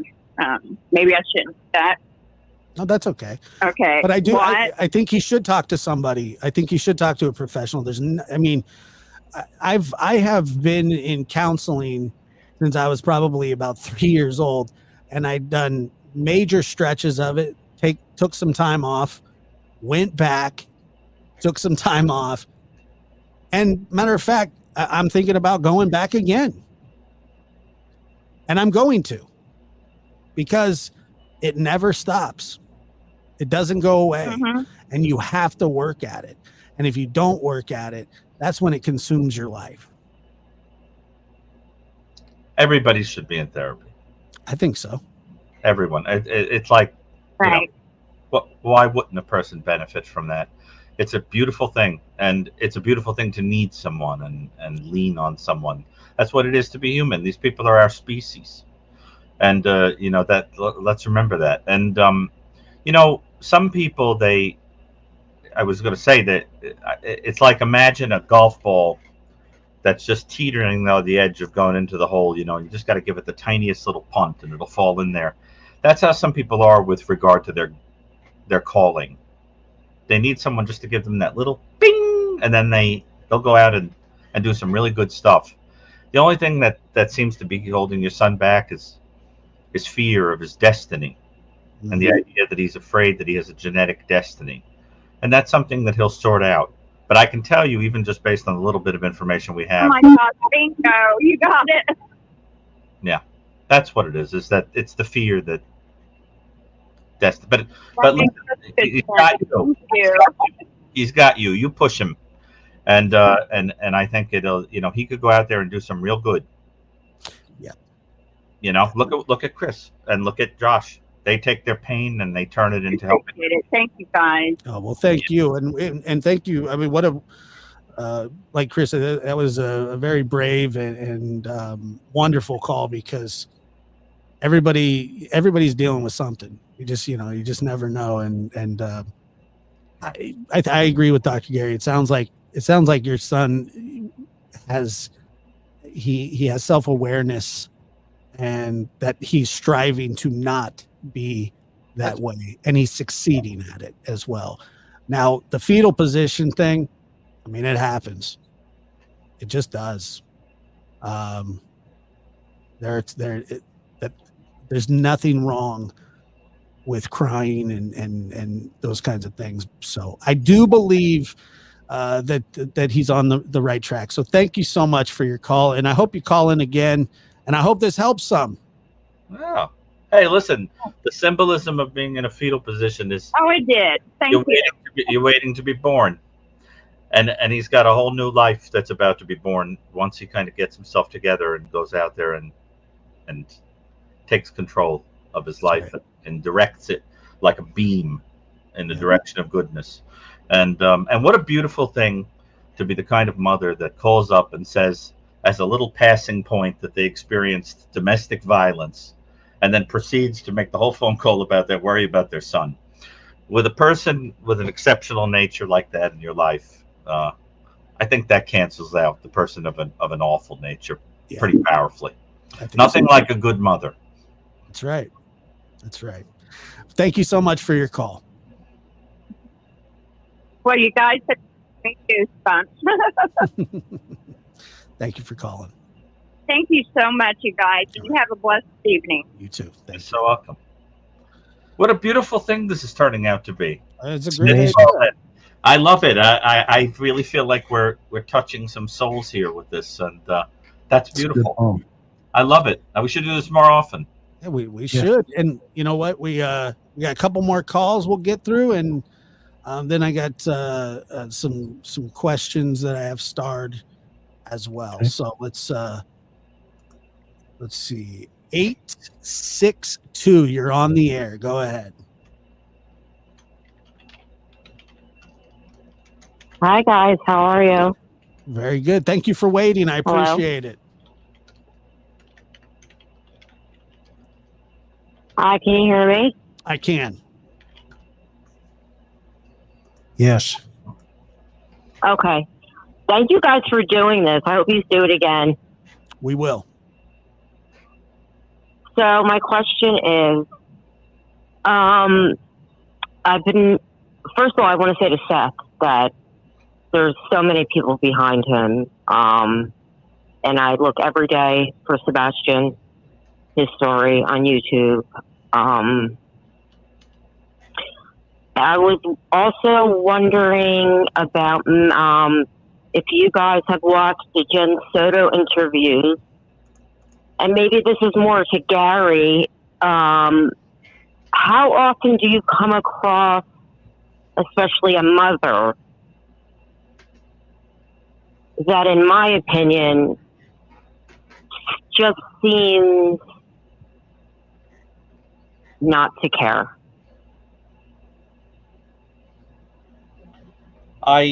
First of all, of course, I have seen that. A lot of the interviews I've seen.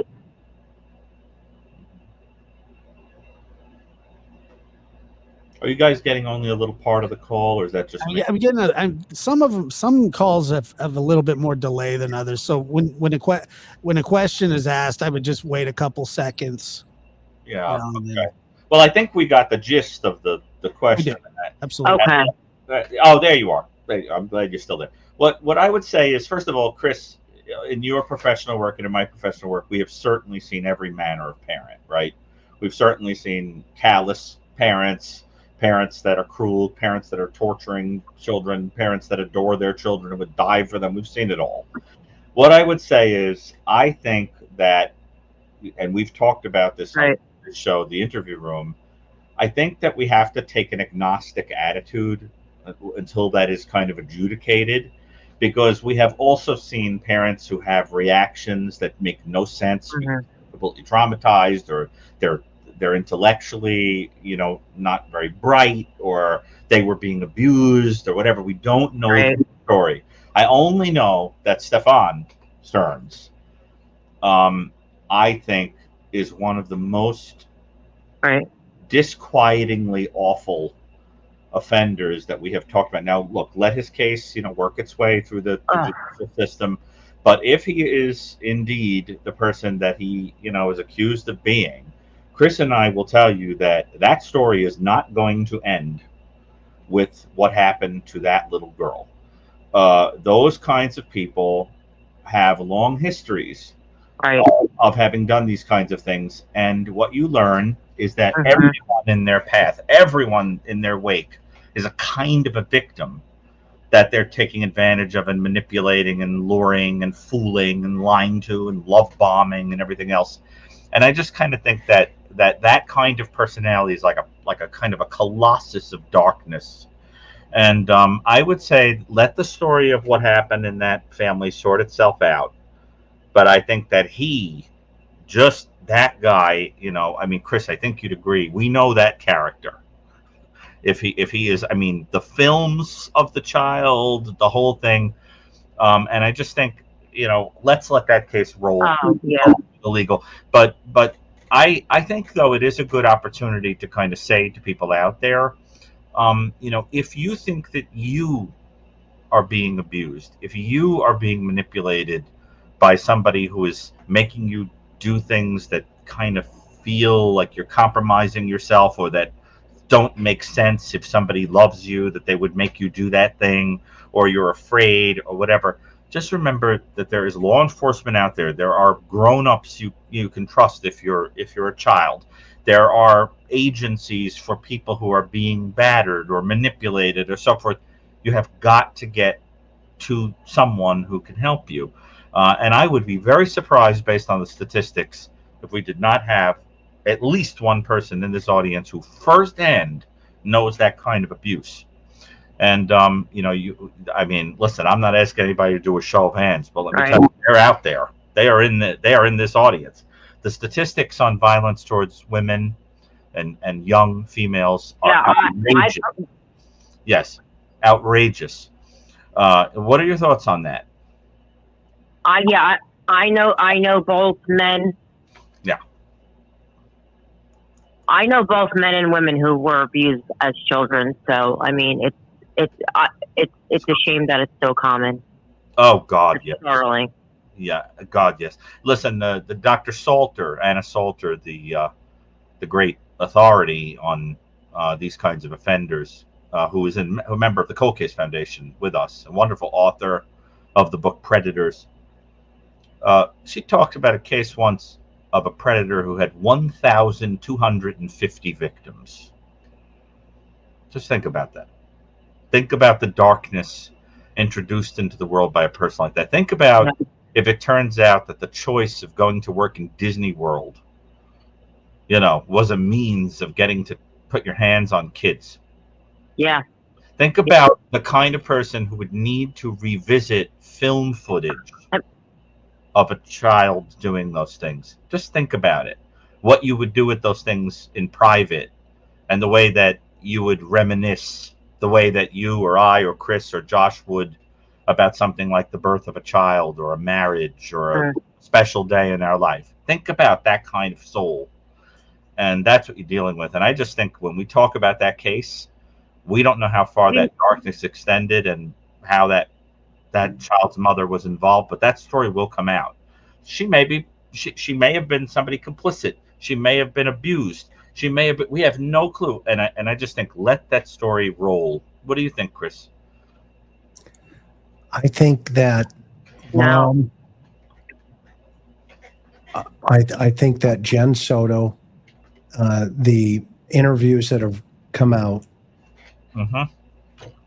reveal that she didn't have any coping skill or a bond with her daughter. And I like your analysis, Gary, of where, you know, in fact, I was just on Court TV talking about this, where if you look at where she selects to sit in the room, and the room that they chose to interview her in is what they call a soft room. And, you know, it's got a couch, it's got 2 chairs and a little table. But that room is specifically designed for typically SA victims. Okay. It's typically designed for children that you would want to interview, and or people that you believe may have had a traumatic play in the past. But in this situation, what the investigators did real fast is, if you watch where Jen Soto sits, she chooses the center of the couch where the 2 cushions come together. She sits on both cushions with the center of the couch. That is usually a signal to the interviewer, okay, that you're going to get a 50-50 conversation out of this. Because consciously, she's made a decision to not choose and she only cried. Go ahead. Yeah. Say that again. I'm sorry I interrupted. No, she no. only cried in that interview when they mentioned it was her birthday the next day. Yeah, isn't that interesting, right? And not only that, and I'm going to break that down. We're going to go a little deeper into that on Sunday. I've got the interview. I've had the interview. I just haven't played it. Oh, good. Yeah. So, but I just want to say one more thing, please. Sure. The living situation. My daughter just moved back from Florida after being there for years. She's 34 years old. I gave her my room, and I sleep on the couch.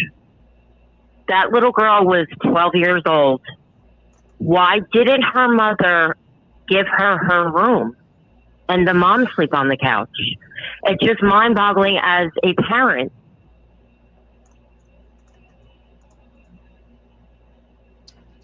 An interesting question.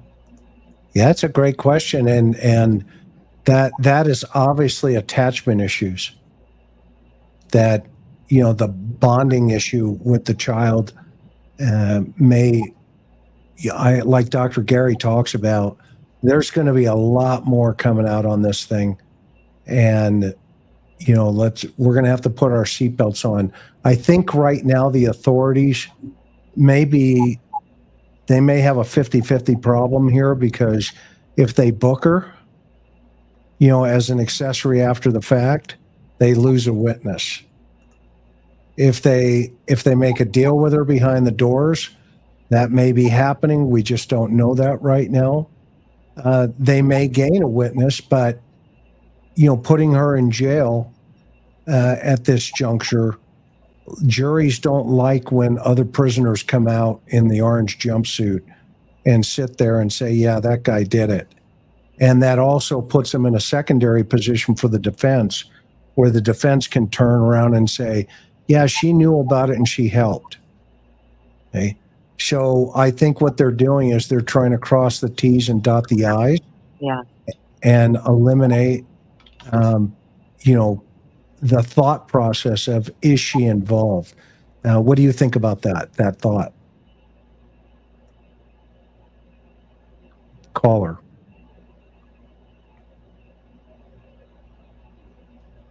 Oh, I think that I was first thinking that maybe she was going to be a witness against him and have some information, but the more things I watch, you know, I don't know. You know, because I've only come across 2 women in my entire life that had no attachments to their children. So I was wondering, is that rare, or do you guys see that a lot in your line of work? Well, I've seen it a lot where I've had mothers obviously kill their children. And this is a situation where she emotionally killed Maddie. I mean, by disconnecting in her life. I mean, the fact that she was aware of some of the predatory behavior, Right. you know, man, isn't that a lot to comprehend, right? I mean, and that's the great thing about these kind of conversations. We can talk about it, but then if we look at the other side of this, we have to also take into consideration of, is that your baby? No. What was that? Is that you, Josh? No, it was just my phone. Oh, your phone. I had to plug it in. You goofball. No, I'm sorry. I thought that was a child in the background, but you know, I don't know. Jen Soto, there's no question she had knowledge about the predatory behavior. I think that's been proven over and over and over again. Yeah. But did she have knowledge? And this is what they were trying to do in that heavy interview where they were looking for her body in the conversation, right? Where the detective says, look, anybody who knows anybody, blah, blah, blah. Yeah. And he goes down this whole, remember that part, right? But that whole litany of questions was, if you know where that. Yeah, I do. Yeah. And if that litany of questions was, if you know where she's at, you better give it up, because there's going to be no, pass and go and collecting $200. You're done. Okay. And she just kind of cycled through. And it was interesting to watch how she responded. But when you watch that video again, I think it's on Griselle True Crime, you can go watch the video. You'll see that Jen doesn't move from the center of that couch. That's a clue. Trust me, that's a clue. I did notice that. Yeah. So anyway, I didn't know what it meant. And I just have one more thing to say with the Sebastian case.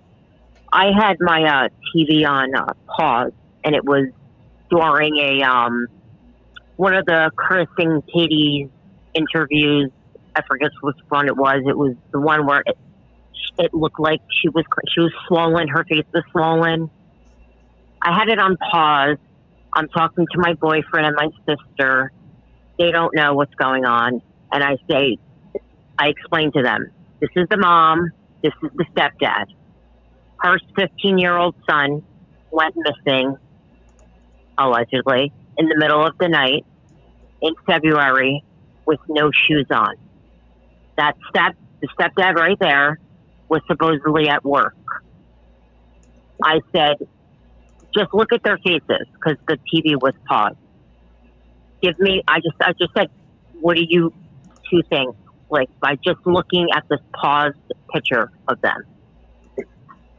And they both said, she looked worried in a scared way. And he looked like he just didn't care. Yeah, there's some interesting dynamics going on for sure. And if we did an interview with Steve Johnson on breaking down some of those barriers of interest. So if you get a chance, you can run over to my channel and watch that video. It's a pretty fascinating. Yeah, thank you, guys. Thank you. Thank you for the call. Have a good night. One thing you have to admit, to all you guys. Thank you for calling. Thank you for letting me call. Oh, thank you. Thank you. But Josh and Chris, one thing you have to admit, I think, is that is very odd, is that, let's say the mother didn't know anything, and then law enforcement says to her, well, cat's out of the bag now. There's film footage of this man that you've been living with having relations with your daughter. We're talking Soto. What? Yeah, we're talking Soto. Okay, yeah. Go ahead. If that happened, wouldn't you, rapidly turn on the individual out of horror I mean, wouldn't you suddenly go, whoa, what did you just say? What? You know, and then, or if the person is accused of killing your daughter, I mean, that's the part that's puzzling to me, because that's where you have to start thinking, is this person very, very afraid? Are they very, very emotionally unwell? Are they very, very not bright? Or are they very, very complicit? You know, that kind of thing. Because it's very hard to wrap your mind around a behavior that is inconsistent with the way the average person would react to that news. If that happened to any one of us, we would go ballistic. Yeah, but I think it's all the above what you just said. If when you watch that video, Gary, it's in her interview, she's very a matter of fact. Yeah. You know, her body language is projecting. You know, if you watch her feet, she has leakage where, you know, the stress mechanism of the feet moving. But if you watch the detective on the left, he's got his right foot up on his left knee, and his foot's going like this. Okay. So he's got some excessive energy running through.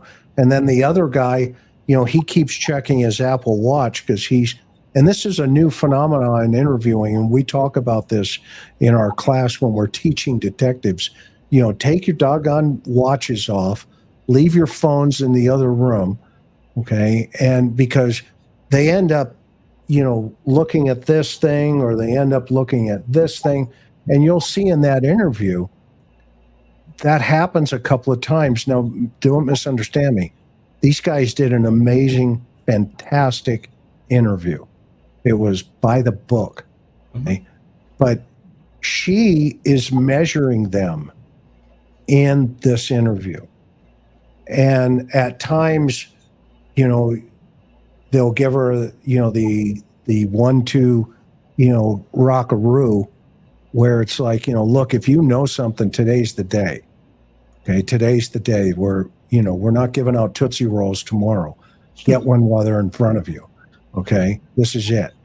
Okay, and she, you know, kind of takes it, but then, you know, they drop the other bombs on her to see if she's going to lie to them about the photographs and all this other, you know, inappropriate material that she is aware of. And she kind of goes, well, yeah, I was aware of that. And then there's that disconnect from there. Right. So you've got her aware of the predatory behavior. But was she aware of the photographs? That's a whole separate game. Right. And what was her motive to? Yeah, that's the whole thing. We don't know. People could be disturbed. They could be afraid. They could be. I mean, that's the whole thing, you know. And it's complicated because people interpret that to mean that you are suggesting that somebody is complicit. Right. You know. I mean. That's you know, that comes up in other cases where if you suggest that somebody might have been exposed, that you could be misinterpreted as suggesting that somebody was involved, and that's not necessarily, because you could be exposed and afraid, or exposed and emotionally unwell, or exposed. I just think the jury's out on that story, but he is a kind of he's down. Yeah, he's a kind of a grim Svengali that would groom, you know, and I just think that story is only just starting. I think that sometimes especially in the true crime community, the word monster could be overused, but it can't be overused in this situation with this man. He is a predator. He is a murderer, allegedly. I mean, but you know, these are things that a lot of evidence is pointing his way. I mean, all of it, really. He is just the worst kind of person there is. And he preys on the young and the weak. And I don't think that it's his first time. Well, the part I think it's his first time killing. But I don't think it's his first. Yeah, maybe, but I mean, I don't think it's his first time being a violator. No. I mean, well, it would be unusual if it were the case based on. Let's put it like that. But I think the thing that makes him so particularly diabolical, if he's guilty, is that he knew how to fake the humanity needed to gain the confidence of a child. He knew how to, he just didn't care. He lacked any shred of compassion. And he knows, like, if you watch interviews of him, like when he's in like the cop car and he's making small talk, he knows how to chat you up and tell little embarrassing stories about himself and build a connection and build rapport and the whole thing. But inside, it's all totally transactional. It's all one-sided. So that you have a person, it's almost like you picture them like pulling the skin off and being a reptile, like on that show V, or like Men in Black or something. That there's something in that skin that isn't human. The minigun in the bar. Yeah, right. That has like learned how to fake human in order to take advantage of these people, that kind of thing. And that's how he feels to me. Like a cockroach. Yeah, you go in and you talk to that. Well, look, I'd like to say that I like to see humanity and everybody, no matter how wretched they are. But I think that at the end of the day, listen, Chris, you and I have talked to offenders. You go into a jail, you talk to them in a room, and there are people like this that they're snowballing you. They think they it's like they don't realize that you probably have enough experience that you could tell they're full of crap. Well, and you and I know. I talked to a guy 2 weeks ago, and he told me the whole story, and you remember we were laughing. And I'm sitting there, I'm in the jail with him, sitting across from him, and he's giving me this whole story. And I said, look, I got to be honest with you. This is what I said. And he goes, what, man? I said, right. You're lying. Keep going. And he finally gave it up. It was like, okay, yeah. Right. Missed it by that much. Right. Yeah. So, and so it does make you wonder, though, then, the girlfriend here, Jem, she's attracted to that. So, right? So how do we unpack that personality type? Like you were saying earlier, I think we're going to have to just put our seatbelts on, go for a ride for a little while as it starts to get unpacked. If he doesn't just plead, it's going to be a horrible trial. Horrible. One thing that I think of when we bring up, because Jen Soto and then Stefan Stearns are both alive and they're able to talk and all these things. I just can't imagine what Maddie's life had to be hell on earth.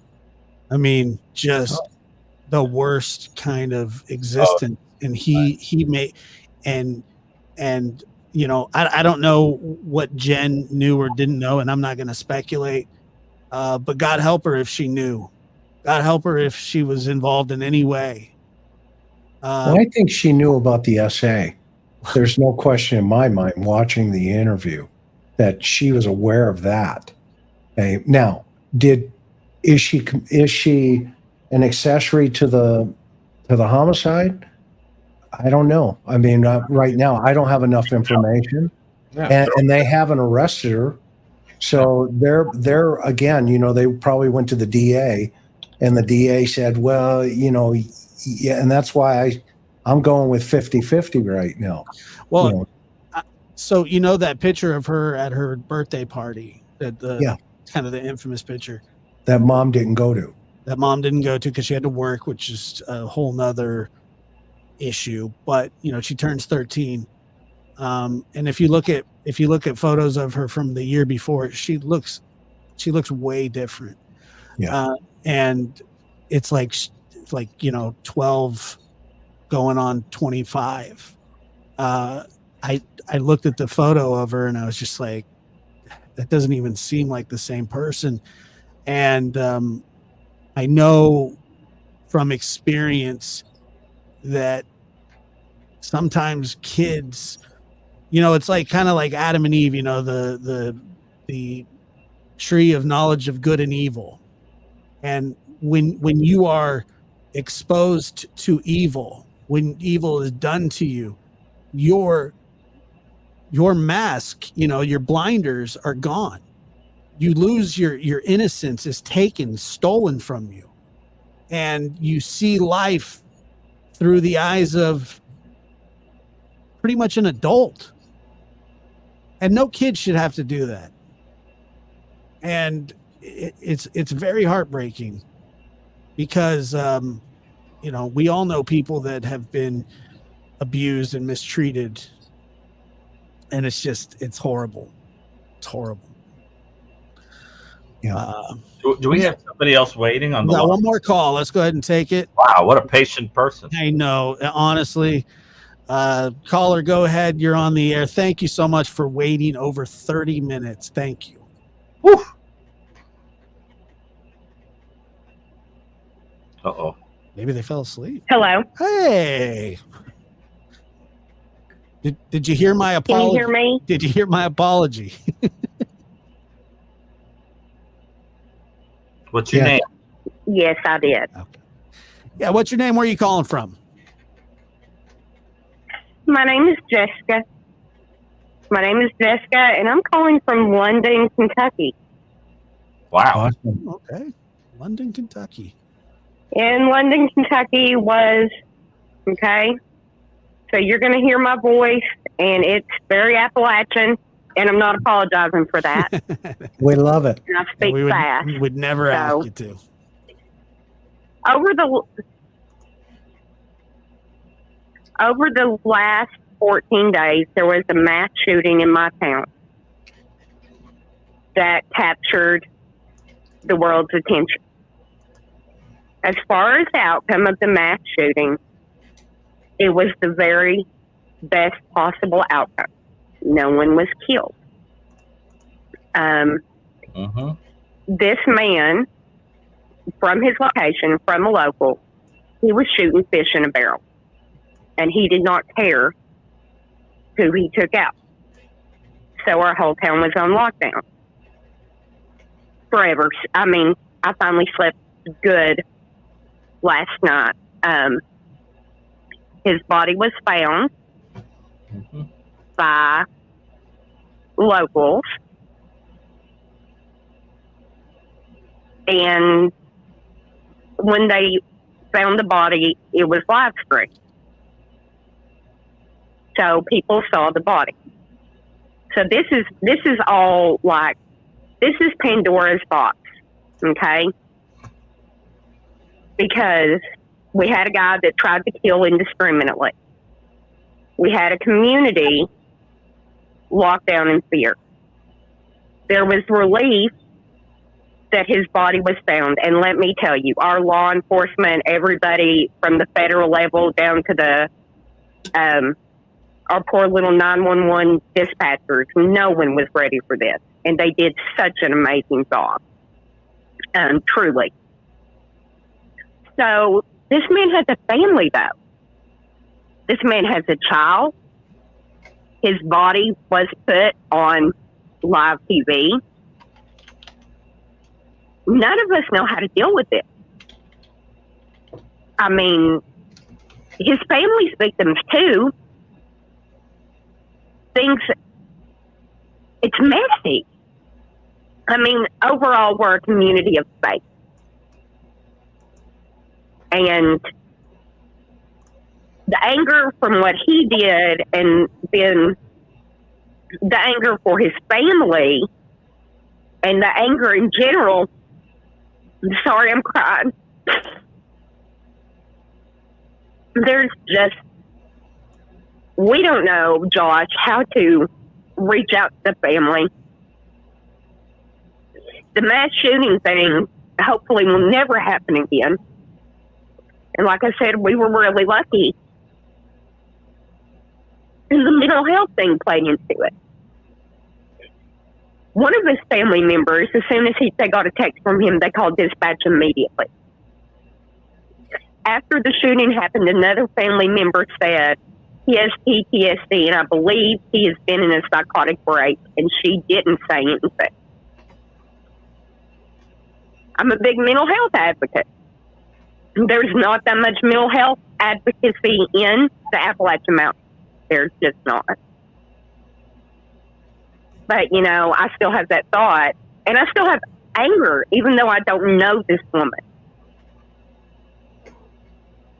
Yes, I know they have apologized for showing the body, and I think that they're good people, and I'm glad they found it.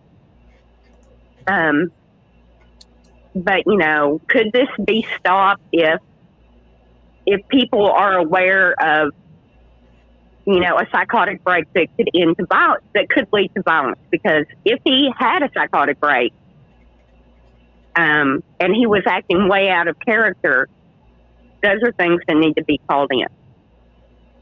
And we're just lost right now, and it touches on everything you guys talk about, from law enforcement to the database to your experience, Josh.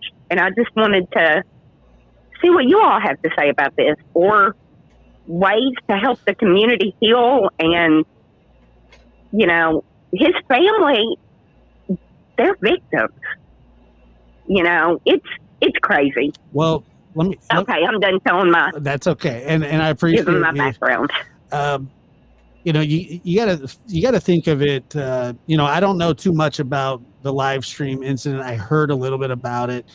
You know, it's unfortunate that these things happen. There's no question about it. But first of all, where I would start is, I know you guys have been on edge for a long time. It's been a long time. This guy's time. This guy's time. This guy's time. This guy's time. This guy's time. This guy's time.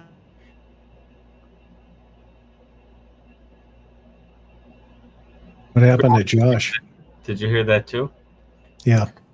Uh-oh. I think he may need his battery changed or something. I don't know what just happened there. He's needed his battery changed for a long time. Caller, are you still there? Looks like it's, yeah, well, he'll come back. For him, so, and he's frozen. I think, Chris, you know, given that this is a mass shooting incident, you know, as I always say, anyone who's ever listened to me talk about he's back. Oh, there's Josh. Josh, you froze. Caller with you? Josh? Can you hear us? He's trying to figure it out. Hang on, let him. This is like a seance. Are you with us? Are you with us, Josh? Eat a corn dog. And he's there. He goes. If you are here, tap. By the way, welcome to the lab. Hit the smash, the subscribe, and the thumb button, everybody. I mean, let's give him another 1,000 subscribers in 5 minutes. You know, when he comes back, he's going to go, holy cow, you know, must be the haircut. And so until then, Dr. Gary and I will carry the show. And okay. So you were saying? Well, you know, having, you know, people who are familiar with my work and have seen me on your show or Josh's show or other places know that I was one of the 2 creators of, you know, we worked with a whole team, but some of the 2 co-creators of the Columbia Mass Murder Database, the largest study ever done of mass murder. Now, this incident that occurred, the Couch incident, that's the accused victim's surname, the accused attacker's surname, know that there were no murders, but it certainly was intended to be a mass murder. And it's interesting because thinking back on the hundreds and hundreds and hundreds of mass shootings that we looked at for the database, it reminds me very much of the 1965 attack by Michael Andrew Clark, who was a 16-year-old who went to Highway 101 in California near, I think, Ornut. Is that the name? I think Ornut, if memory serves. And he... No, it was... I'm pretty sure it was Orcut, that's it. And he basically just sat on a ledge over the highway and just shot endlessly, you know, and 3 people died, and then he killed himself. But he wounded a very large number of people. And that's sort of what this guy was trying to do also. And I always say, having looked at these cases, analyzed them kind of phenomenologically, that it seems to me that the common denominator in a lot of these mass shooting incidents is that the crisis a person goes through is that there's something that gives their life meaning in that Viktor Frankl way. And it's been taken from them, and they now feel they now feel that there's no reason to be alive, and that to give their life new meaning, they need to go out in a blaze. If I can't have it, why should you? That kind of thing. And what I think is there are some little clues that are pointing in the direction that would clarify that for us. For example, in February, as I understand it, the guy that it is believed perpetrated that attack in Kentucky had threatened to kill a neighbor and the neighbor's dog with an AR-15. And it's also interesting that it was his ex-wife that he reached out to say he was going to hurt a bunch of people, right? So that makes me suspicious. What was going on in their relationship? Did he feel that there was no reason to be alive without her? Or did he, was there something that where she was the one that he reached out to with that information? I don't know, but these stories, it's in almost a blueprint kind of way. When you dig into them, unless the person just had some kind of, substance use or some complete loss of contact with reality, which is very rare in these mass shooting incidents, you typically find out that it was a kind of mental health crisis that had more to do with some precipitating factor that pushes the person over the edge, and they have no coping skills to deal with it. And just like in that case I mentioned from 1965, you can bet there's going to be a lot of finger pointing, the whole thing. In that case, it's interesting. That case all the way back in 1965 was one of the first cases that really raised that question. How did this kid get the firearm? Let's blame the parents. But the firearm had been locked in a cabinet, and he snuck it out of his dad's cabinet and took it on the ledge and did that. So it's a very, very interesting thing. But I think we're going to find out that there was, rather than attributing it to a kind of lunacy, that it's probably going to have something to do with lacking coping skills, being bitter and angry that other people had something that he felt he didn't have. I'm getting a message that might be from Josh. Again, I sound like we're running a seance. Yeah, I've got one here too, and he's just saying, I'm working on it. I'm at the counter. I bought the biggest corn dog I could get. Give me a couple more minutes, and yeah. So no, but I think, but I will say that, Chris, what happened tonight with this show, which started out just a call-in situation, I think really did turn out to be a beautiful thing. It is. It's fascinating. It was like this could be like a TV series where people just ladies and gentlemen. Oh, he is returned. Josh Diaz. There you go. How do you make those balloons come on the screen, Chris? What's that thing you do with the? Oh, there's a thing you do. Welcome back to the lab. If you haven't subscribed, or he still can't talk. Can you hear? What is going on, Chris? Huh? Chris, can you hear us? Yes, Josh, can you hear us? Josh, times. Can you hear us? Oh, yeah. He can hear us, but we can't hear him. It's like dealing with Harpo Marx. Then we need to get in the clown car and ride around a little. Josh, it's a little button called mute. Press it. This is bizarre. It is bizarre, and it's his show. So why don't you tell us when you want to turn it off, and you can mime it. You can. You want me to do it? Chris, tell us in the private chat. Yes. What you would like us to say, and we'll recite it. Hit the subscribe button and the thumbs button. Let's see here. Just one more.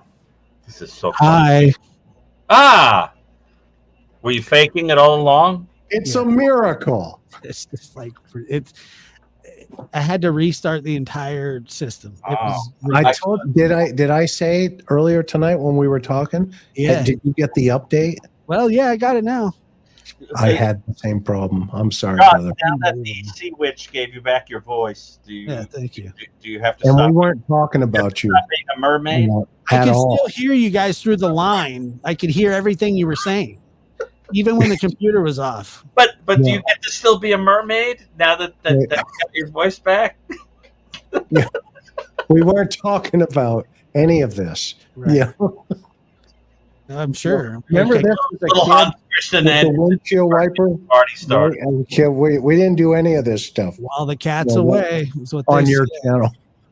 It was a very interesting call, and it got kind of clipped off there, and it was a shame because and then we talked about it. I hope we carried the day there in talking about it. Well, you guys are smarter than I am, so good thing. Right, but that's I apologize. That was it. It was a horrible timing. I had something great that I thought I was going to say. It was going to go down in history probably as one of the greatest responses of all time. And yes, I'm just kidding, but concur. I really do apologize for that. So we do have a couple questions here. Yeah, let's go. Okay, I'm okay to stay on. As long as you guys are. I mean, right. Good deal. My energies, my batteries are charged, so it's okay. I had a nap. Oh, nice. That's very nice. Nappy time. Chris and Dr. Gary, do you think that Lori Daybell will be convicted for Charles Vallows unaliving in the Arizona trial since Alex Cox is now deceased? It's a great question.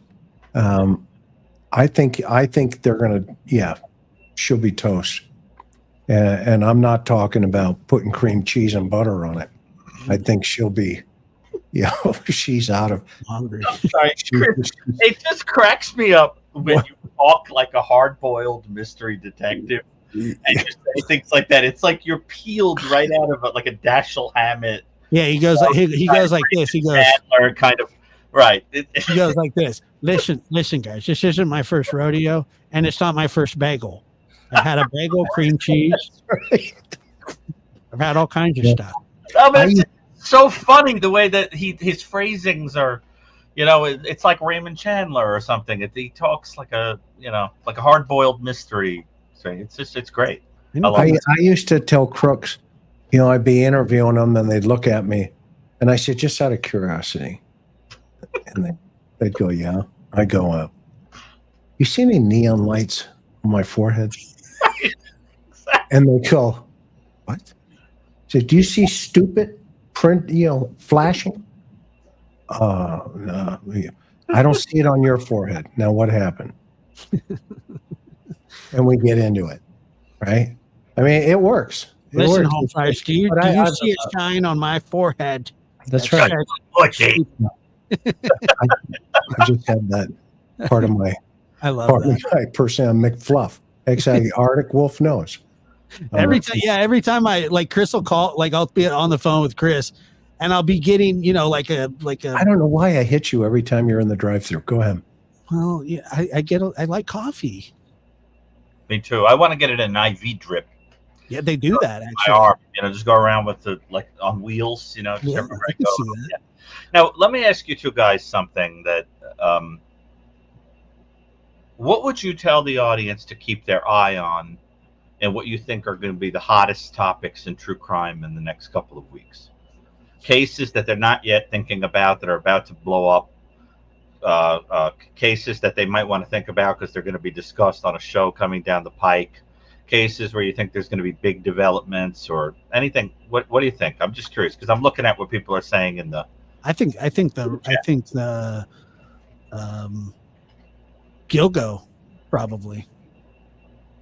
That no big development. Well, it seems like there's going to be this endless stream of cases linked. I think that they're going to keep. Yeah, I think they're going to keep finding bodies in bunches. Like they have, and when it comes to, when it comes to like sex workers and things like that, they disappear so often, and they're such easy targets for these sickos, because they think that they can that nobody's going to care, and the thing is, I'm so glad that there are people out there that do care, but I think that one definitely, and it seems like the Soto case just keeps, it kind of dips down and then it just gains. I haven't covered much of it. We talked about it on the witness box, but it is it seems to get worse and worse.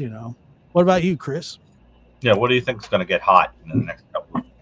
Well, I think a case that can be solved is Rachel Hansen out of the Phoenix area. Oh, you did a very interesting show about it. Yeah, and I'm just kicking off that situation there. Communicated with the mother already, behind the scenes, and also we've got Larry Miliete is going to be going to trial in San Diego. That's a good. I didn't think of that. That I think that is going to get the Voodoo Man. I adore that family. Yeah, Billy was with them today. They had dinner tonight. Didn't she get custody of the kids? Yes, they got custody of the children.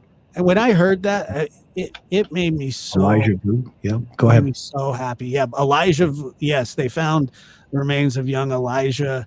Yep. And you know how he was found. It was just somebody was preparing their property. I'm telling you, the earth gives them back. That's right. I really feel that way, man. And that's how I feel in the Summer Wells case. If she's out there, she will be found. And I believe she's out there. Sebastian, I'm hopeful that the child is alive, and I want to be, I want to feel that way. And, but I think he'll be there.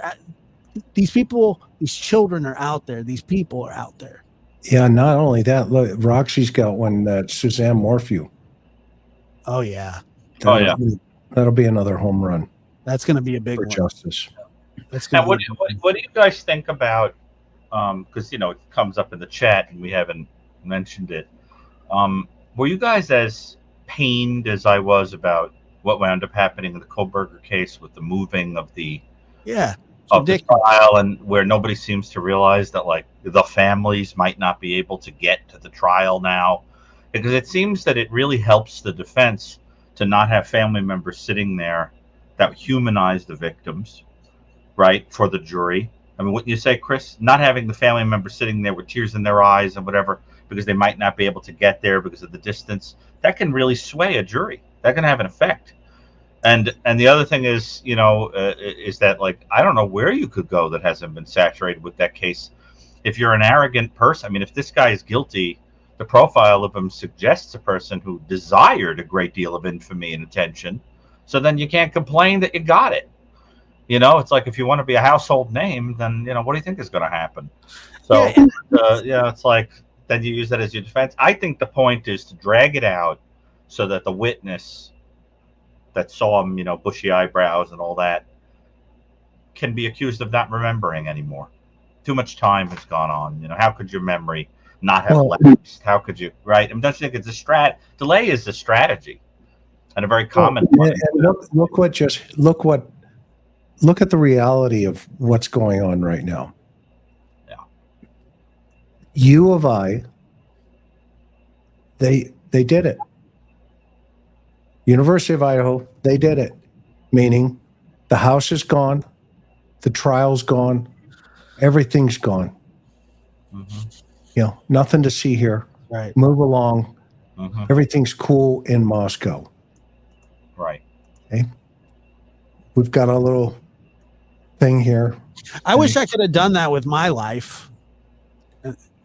It's one way, and you know what I mean, played it correctly, but more importantly, the communications team, come meet the president, get your book signed. Right. And it all goes away. All goes away. And I don't know, we'll see. And the defense may have made a huge mistake, because I'm telling you, that area, Boise's, can go either way, right? Independent, Republican, Democrat, whatever the political persuasions are. But there's a lot of retired cops. In fact, I had a buddy of mine. He's a retired chief. He texted me. I had him on choir practice, Bob Gilliam. He lives in Boise, and he's like, really? Remember Bob? But he's great guy. He's like, bring it. Oh, that's interesting. See, but but Chris, I really want to know. Maybe you've addressed this on either of your shows, and I didn't hear it yet. But what do you think about the change in judge? I think it's a good deal. You do. That last guy's couldn't make a decision out of how to figure out how to get out of a paper bag. Couldn't figure out if he wanted butter or cream cheese on his bag. Exactly. It's like, well, wait a minute. No, I'm not really feeling anything today, but yeah, tomorrow I think I'll make a decision. And how long did it take? 1.5 years to tell the public that, oh, by the way, we don't have the infrastructure? What? And are you serious? Yeah. What time do the crack pipes come out up there? It was ridiculous. That poor family, I don't know. Yeah. I think it's a good deal right now that it's done. It's over. They're there, but the public never needs to forget. And I'm gonna make the prediction today. I've said it from the moment it happened. There is a high probability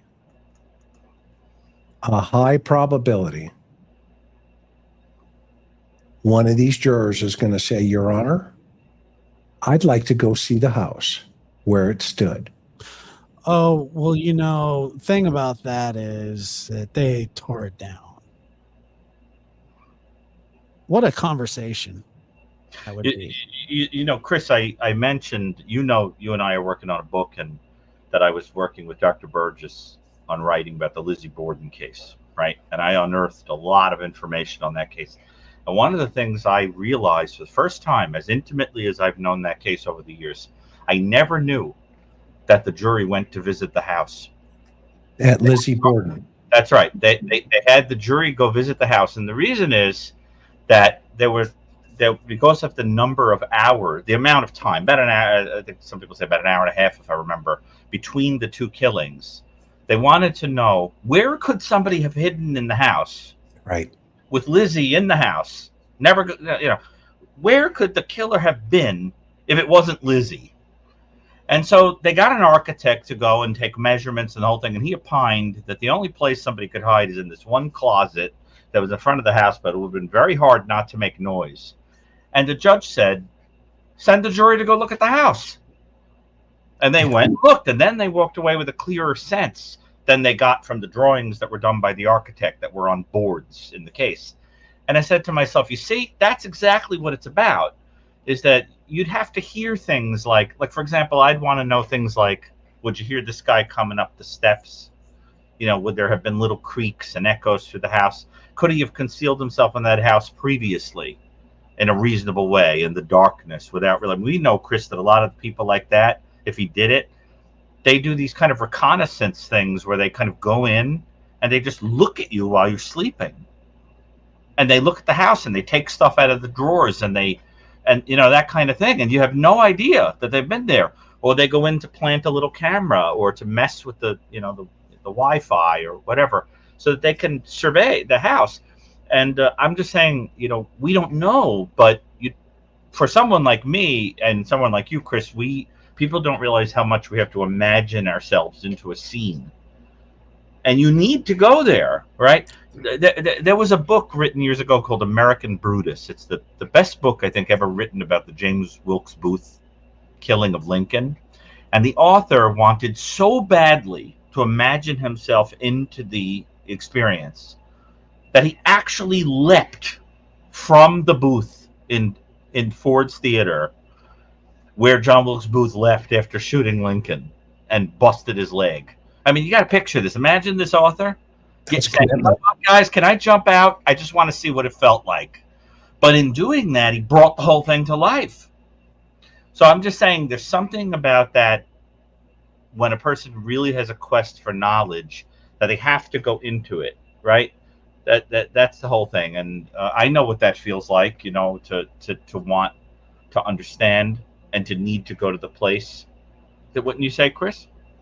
Yeah, I mean, I've had a challenge with that from day one, and day two was when we discovered that the university had assembled a communications team. So, Josh, you've got a bunch of stars up there, so let's get through those too. Let's do them. Yeah. So, Yeah. I'm a former psych nurse.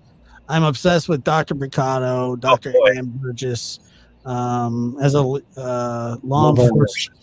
What?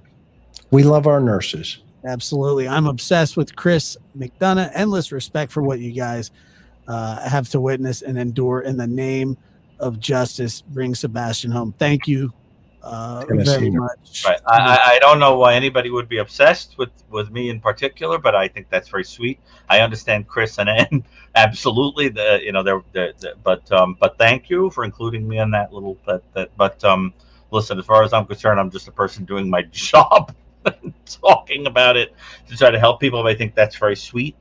But I mean, it's, I don't know. It's a little weird, when you get a little fan club or something. I don't think of myself that way, but Chris, is probably weird for you too, right? And Josh, right? It's a weird experience. I don't have a fan club. Yeah. I don't know. You have a fan club. I don't know, Josh. You see some of the comments people make and these things. I think that you've got a lot of it. Let's just say your dance card is full. That you've got your share of admirers here. I do like to dance. That's true. It's like I don't get that. Chris, do you get those admirers like that? Josh has got like. No, I don't. Yeah, it's like coming out of the woodwork here for him, But these are great people. They love him.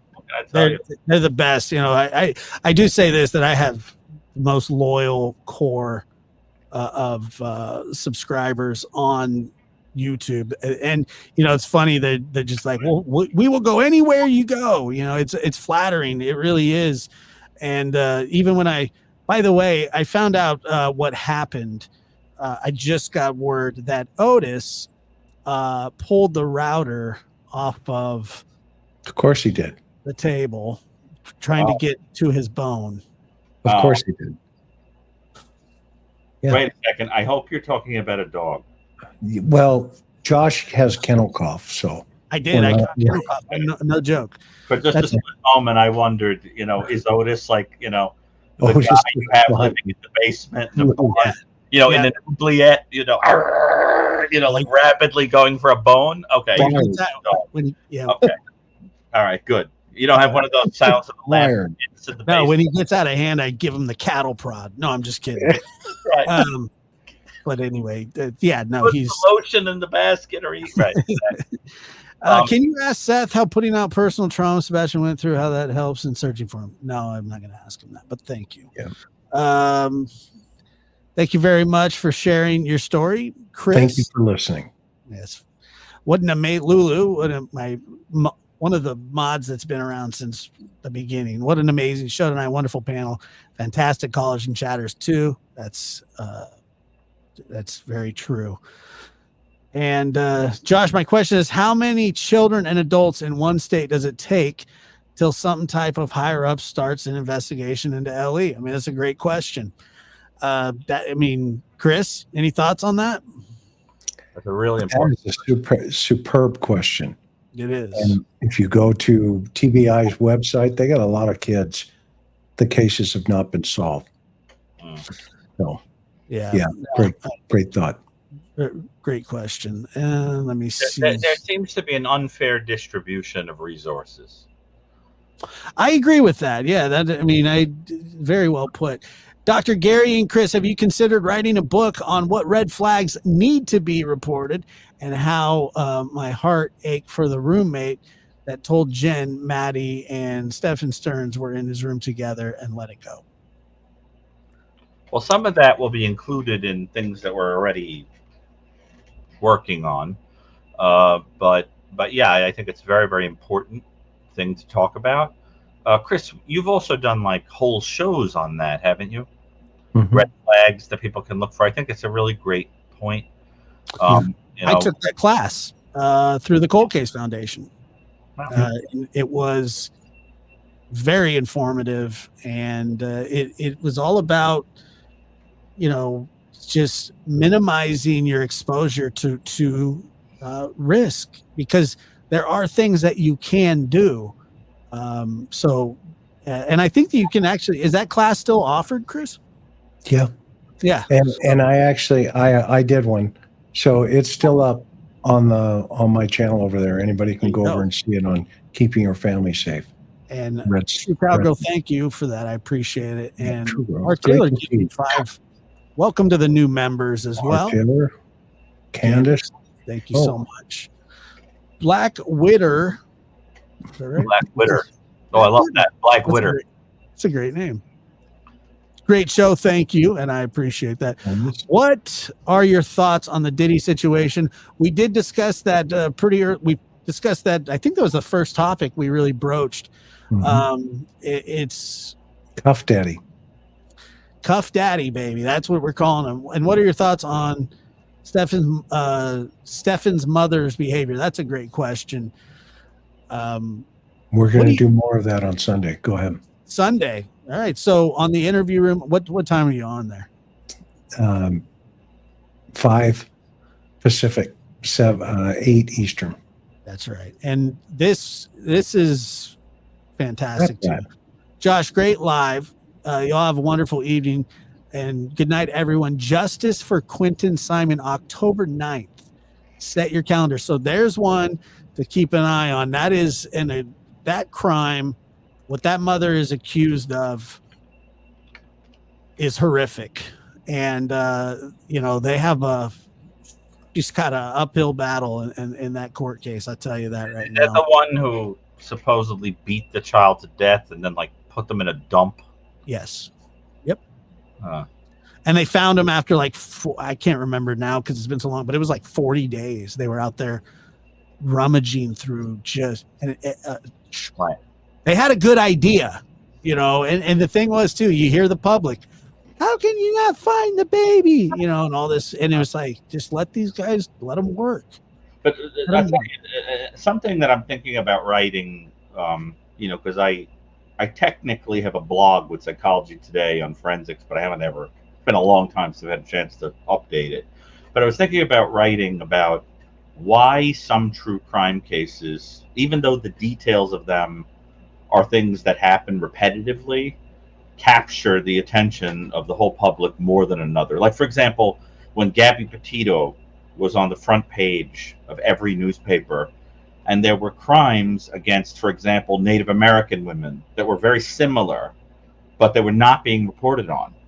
But she was front page news. You couldn't help but wonder if it was not because the victim in the Gabby Petito case reminded us a little more of ourselves than some of the people who are going, So I think it's a very interesting question of, why, for example, is the Koberger case so huge? There are a lot of people who stab a lot of people. I know. Not that one. I think it's because his personality demands that he be pulled into, if he's guilty, pulls us into constantly talking about him. But it's very, very interesting to think about what arbitrates that. Why are there some cases that we just can't stop it? I mentioned Lizzie Borden. Garden variety domestic double homicide. Why are we talking about it since 1892? What is it that makes some, and I think it's, it's things like race and power and wealth and, publicity and the whole thing. Think about OJ. Why is that story so famous? The details of it are something, Chris and I, we hear about cases like that every minute. Chris, how many cases involving a guy who brutally kills his wife have you heard about in the past month? Multiple times a day. Why? Well, I mean, OJ is kind of an easy one because he was one of the most famous people in the world. Well, that's the point. And then we lose touch with the fact that this happens to a lot of other people. That's the thing, because we think of the killer and not the victim and the story of trying to solve that crime. So we get caught up in this sort of Jesse James figure, like a notorious figure, as if they are interesting. And I think that's the thing I hope sets this show and the witness box and the interview room apart, is that the truth of the matter is we couldn't care less about these killers. They're not of interest. It's a victim-centered thing. And that's why sometimes I get disgusted, that, I don't know, we forget about some of these cases because, the killer isn't that interesting. Well, social media is divided into multiple parts, and I didn't know this when this all started. Josh had a little, actually, he kind of educated me on it. I mean, there's this one section of, YouTube that talks about the victims. There's another section of YouTube that talks about the cases that have already been solved, and they're on Wikipedia, and just people just kind of read, what's going on, but they have a lot of, artistic skill set. And then there's this other part that says, oh no, we're just going to stir the pot. We're just going to stir the pot. Oh, That's like the more anarchists, or I don't know what they are. Right. And then there are some that don't know what they're talking about too. That they mean well, but they're say more than some. But yeah, they're experts. They're experts. Okay, they're experts. Okay. You mean because they call themselves experts, right? Yeah. Oh yeah. And if you're an expert, that's how it rolls.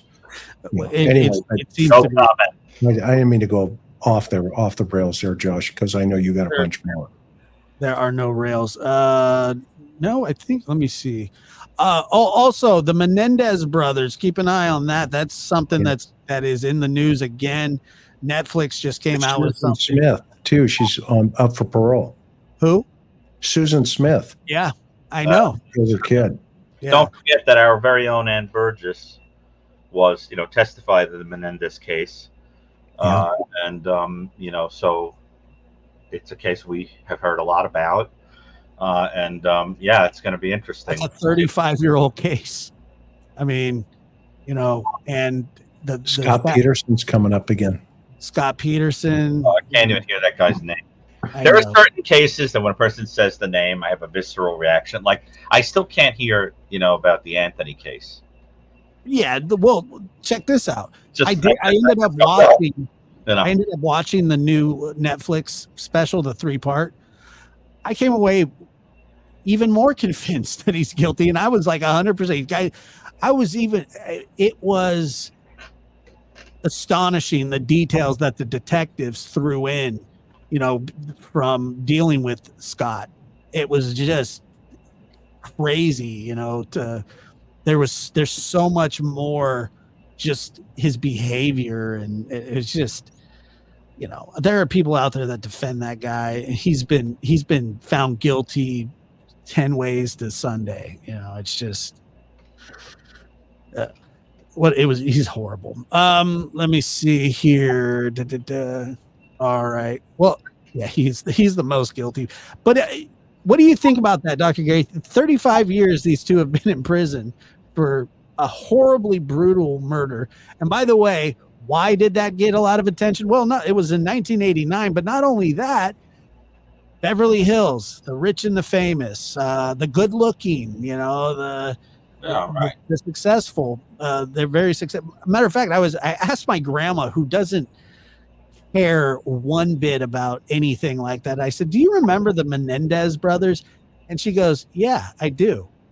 And I said, and I was discussing with her how there are family members that say, well, they've served their time. They suffered a lot of abuse, 35 years. And, I don't know how I feel about it. I feel that murder is inevitably just the worst thing you could do. Well, in the writing I'm doing with Ann on the Borden case, we're comparing it to the Menendez brothers. One trial was in 1893, and the Menendez brothers case, the trial started in 1993. And separated by 100 years are two very similar stories.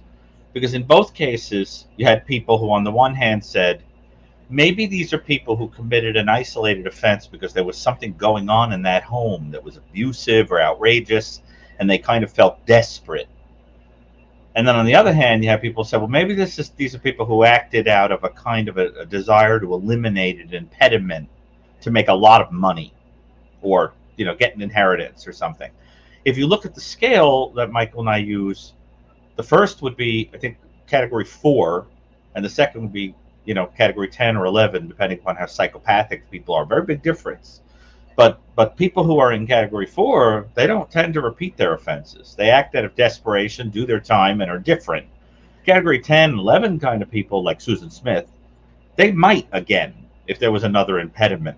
So that's the whole thing is, I personally think that that Lizzie, for example, did it, and that she was motivated by a desire to get out of a situation where she was held back, and and wanted the money, and and with the Menendez brothers, I don't know, but I mean, I think having talked about it with Ann, look, the question is always going to be out there: was there an abuse dynamic going on? What created that, a feeling of helplessness? Was it, and that's what you've got to know if you're thinking about what is the likelihood of reoffending, which is what you'd have to think about if you're thinking about letting somebody out or reconsidering their case or whatever. I don't know. I think it's an interesting question. Regarding Susan Smith, I mean, that's an elimination murder, a top tier to me, because it's a term I came up with, right? And as far as I'm concerned, she eliminated those kids in an extremely cold-blooded way because they were an impediment to a relationship and created a stupid cover story with reptilian coldness. And while she's been in jail, she's continued having, inappropriate dynamics and things like that, right? According to reports. But the interesting thing about her, people forget with the Smith case, is that there was this whole question of her having been abused by a paternal figure in her youth. And this idea of desperately needing the approval of a kind of a figure that you become dependent on. It wasn't her first rodeo with that. And that's been a pattern across her lifetime. I don't think that exonerates her, but the idea of her getting out, I mean, is just horrifying. Wouldn't you say, Chris? She had no feeling at all. She just put those kids in the back seat, plowed it right into the lake, and that was the end of it. And then thought she was going to have a relationship. And then the fake tears, the fake sadness. At least Lizzie Borden had the decency to not shed a tear until they acquitted her. She was make it, No. So, but anyway, that kind of thing drives me crazy. But I think that's another case to watch. Definitely, watch this spot. Do we have any more starred comments? No. I think that we've pretty much covered it, and I know Chris, you got to get up early, and Dr. Gary, I know you're seeing patients early. So I wanted to tell you guys, and this was Chris and Dr. Gary, this was a great idea, and we should do it again. It really was great. And people were so appropriate. Right. We didn't get anybody who decided to take advantage and just call us and troll us or say anything. I have to admit that, listen, I've seen my share of that. I think a whole show could be done on the psychology of trolls. And well, check this out, Dr. Gary. But they were good. Whenever somebody, because I've been doing call-in show, I haven't done one in quite a while, but whenever somebody calls in and they're not up to snuff and they want to be, blah blah blah, you hear this. Maybe you don't hear it. Hold on. Ready? Not a very good call. That's not a good call. No. You don't like that call. I don't like that call. Not a very good call. Hilarious. I don't like that call. Bye-bye. I don't like that call. They get buzzer. Well, no, I think they've been very good. I mean, listen, we've all had our share of trolls. I'm fascinated by the psychology of those kind of cowardly people that hide behind an avatar, and but I just kind of think this is a good audience. They were very appropriate. So if you guys think, I really think they have to be thanked for that. And great mods. Lord knows what they were weeding out that we're unaware of. Chris has some of the best mods I've ever seen. He does. His mods are like, they went to mod school. I don't know where he got them from. They're the mod squad. Mod squad, yeah, exactly. The mod squad. Yeah, they're terrific. Don't you think, Chris? Manners are free. I love that. Yeah, they're amazing. Well, I love mine too. So yeah, you have great mods. I absolutely do. Lulu is a mod, right? Who else are your mods? Yeah, Lulu. They're great. Amy King, Melly, Linda. Amazing. Those are the ones that are here right now. Oh, Melly, yeah. I want to have somebody walk around with me all day that is my in-person mod, who just like cancels people out that are annoying. You know what I'm saying? It's just like, oh, I don't agree with you, and then I like turn to the person, and they're like, you're out of here, and then the boom, person's like locked out of the conversation. I need one of them. You don't have a personal assistant? I don't have a personal assistant. I'm a loner, Dottie. a rebel. But so like when somebody calls to make an appointment, you have like a secretary, right? Of course, but the I don't know if I'd say secretary. I think more like an administrative figure. The word secretary is very interesting because it comes etymologically from the person you tell all your secrets to. That makes sense. Yeah. But I don't have one of them. But what I have is a wonderful administrative team that takes care of that. Now forensic cases that's handled privately, but psychotherapy cases, a wonderful administrative team. Problem is that I get calls after shows like this from people all over the place who don't understand that they have to be in your licensing jurisdiction. They say, "Oh, I want to talk to you. I'm calling from Manitoba. Listen, I'm really sorry, I can't help you." That kind of thing. So it's like if you're in New York, that's different. But it is beautiful that people are touched by this, and they, and I really like the call-ins. I'd like to do more of it. I feel like Fraser Crane doing it, but I enjoyed it. Yeah, but Frasers always go terribly wrong. I know. I love Fraser. I'm a Fraser. One of my favorite shows. Oh, it's brilliant. I love it. Did you know that Kelsey Grammer was repetitively touched by murder? Almost everybody in his life was murdered. I think I did know. I didn't know to the extent, but yeah, I do know that. Yeah, he's. That's right. Remind me not to be his friend. Well, no, he's a wonderful person and a brilliant person. And he himself almost died horribly after having been stung by a very large jellyfish. But he was so terribly touched by tragedy. But I love the guy, and I love Sideshow Bob. Anyone who knows me knows how much I love the character of Sideshow Bob. Gary, why don't you have a New York accent? That's a really good question. I've worked very hard to conceal it. I'm like one of those newscasters that learns. Yeah, you're an academic. Yeah, but if I wanted to, I could let it out. When I'm with my family, it comes out. It is really funny. He speaks almost Elizabethan, is what it is. No, but you know how it is because I really believe you code language in the way you speak alongside emotion when you're a kid. When you get angry, you speak in your first language or the way you did as a kid. And it is very funny. If I get upset, I start speaking in Brooklynese. Definitely. I need a hole in the head. Would you get out of here? It starts coming out of you, But it's Chris, how Brooklynese. There, Gita. What are you talking about? $2.50 for a hot dog. Get out of here. You start to talk like that, and but you have to work to. I love Brooklynese, though. It's wonderful. It is its own. Yeah, Chris. Chris, did you grow up in New York or Boston? Boston. Yeah. Oh, you did. Oh, so you've got a little Boston that comes. He loved it was kind of you got to park the car in the Boston house. Park the car. Yeah, but all my relatives were back there, all my cousins. Oh, I love that. And when I go back there, I can't understand them. I went to a Giants Red Sox game here in California, and Red Sox fans travel, right? And they're a rough bunch, and they're a lot of fun. But there was this guy that was sitting behind us, and every like 2 or 3 innings, he'd stand up and go.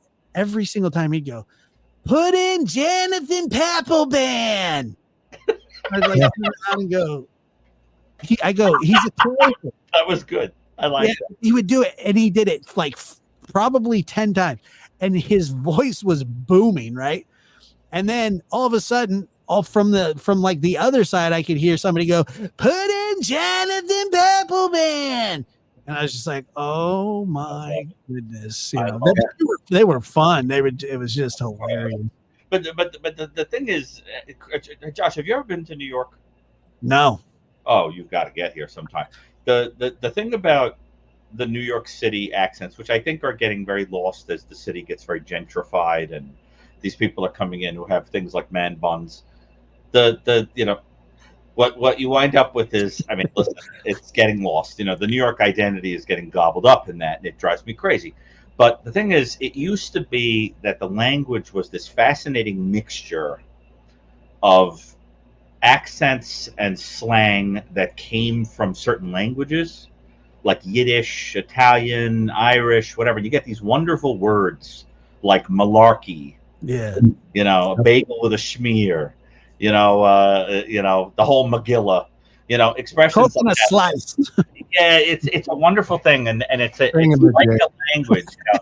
And the thing I love is when English, because it's affected by a language like that, takes on a different Yoda-like kind of syntax. Like, for example, where I grew up, if you got exacerbated by something, you'd say something like this. Let's say, I don't know, you're getting dressed for work, and you say, "Honey, hand me a shirt," and they give you a whole couple of shirts instead of just one. You go, "Hey, I got 4 shirts I got." Right. There's something about that like way of that I love. You know, it's like I really and I love the strange pronunciation of words. Like the Tony Soprano. Don't worry about what I did with the bodies. You know, it was kind of crazy as a kid, right? Because my dad was in the military, right? So you know, my father's from South Boston and my mother's from Roxbury. And forget it. And my dad grew up in Southie on N Street. This was actually conceived in the Pentagon. I was actually probably. But anyway, long story short, when my dad was overseas and stuff, we'd go live with my grandmother, right? And she lived at 1410 Columbia Road, which is a high rise in Southie across from Carson Beach. Nice. And I can remember one time as a kid, because my father and my mother were both Marines, and they were like, "Get a job." We were like 10 and 11. I was like 10, right? We just moved back to Boston for something. Anyway, long story short, I remember being at the Commons at the top of Park Street Station, and you get a bundle of the Globe, the Boston Globe, and it was a quarter, right? And I got lost one time downtown, and I remember a Boston cop, and I went up to him. I said, "You know, hey, can you help me?" And the guy looks at me and goes, "Hey, kid," he said, "What do I look like? A freaking information booth?" Get out of here. I love it. I've heard that one. That's a great one. I'm lost. Yeah. I was headed towards the combat. Remember back in the day, the combat zone downtown. I saw the things changing, and I was like, I think I'm lost. Do I look like I have the information that you're looking for? Yeah. Yeah. Well, my uncle still has an auto body shop in Quincy. It's called Smith Auto Body, and he's Italian. His last name is Del Vecchio. Uncle Vinny. My kind of humor. He married my mother's sister, and they're back there still. My cousin Vinny runs the shop, and my dad, whenever we would have a problem, we'd pull up. You know, my Uncle Vinny would come out, and he goes, "Yeah, I can fix that." yeah, it's not a problem. It's not a problem. And my dad was old school Irish Boston, though. He was. That's a great accent. Yeah, I had that, you know, fearless. The first time I ever got beat up was getting off the red line and at Ashmont Station in Dorchester. And I got just whipped by a bunch of kids. And I came home, and my grandmother was the one who said, "Don't you ever let that happen again." And I learned right there that, okay, that's the way they do it here in Boston. And that's the way we roll. My best friend is named Roddy Bailey. My best friend, Roddy Bailey, became the superintendent in Boston PD, and another kid named Finn, Joe Finn. He was the fire chief for Boston Police Department, or fire department. So anyway, they're both from shout out to Neponset and Dorchester. Well, I love talking about accents, and I'll just close out about the accent. That one of the things the people who raised me did, who had very heavy Brooklyn accents, is that, and you'll understand this if you come from Brooklyn, is that they would switch the OI and the ER sound. So if you were playing a game, you got 3 pernts, and if you had to use the restroom, you were using the turlet. Right, and a thing with wings was a Boyd, not a bird, right? And they were great, you know, right? They would do that, right?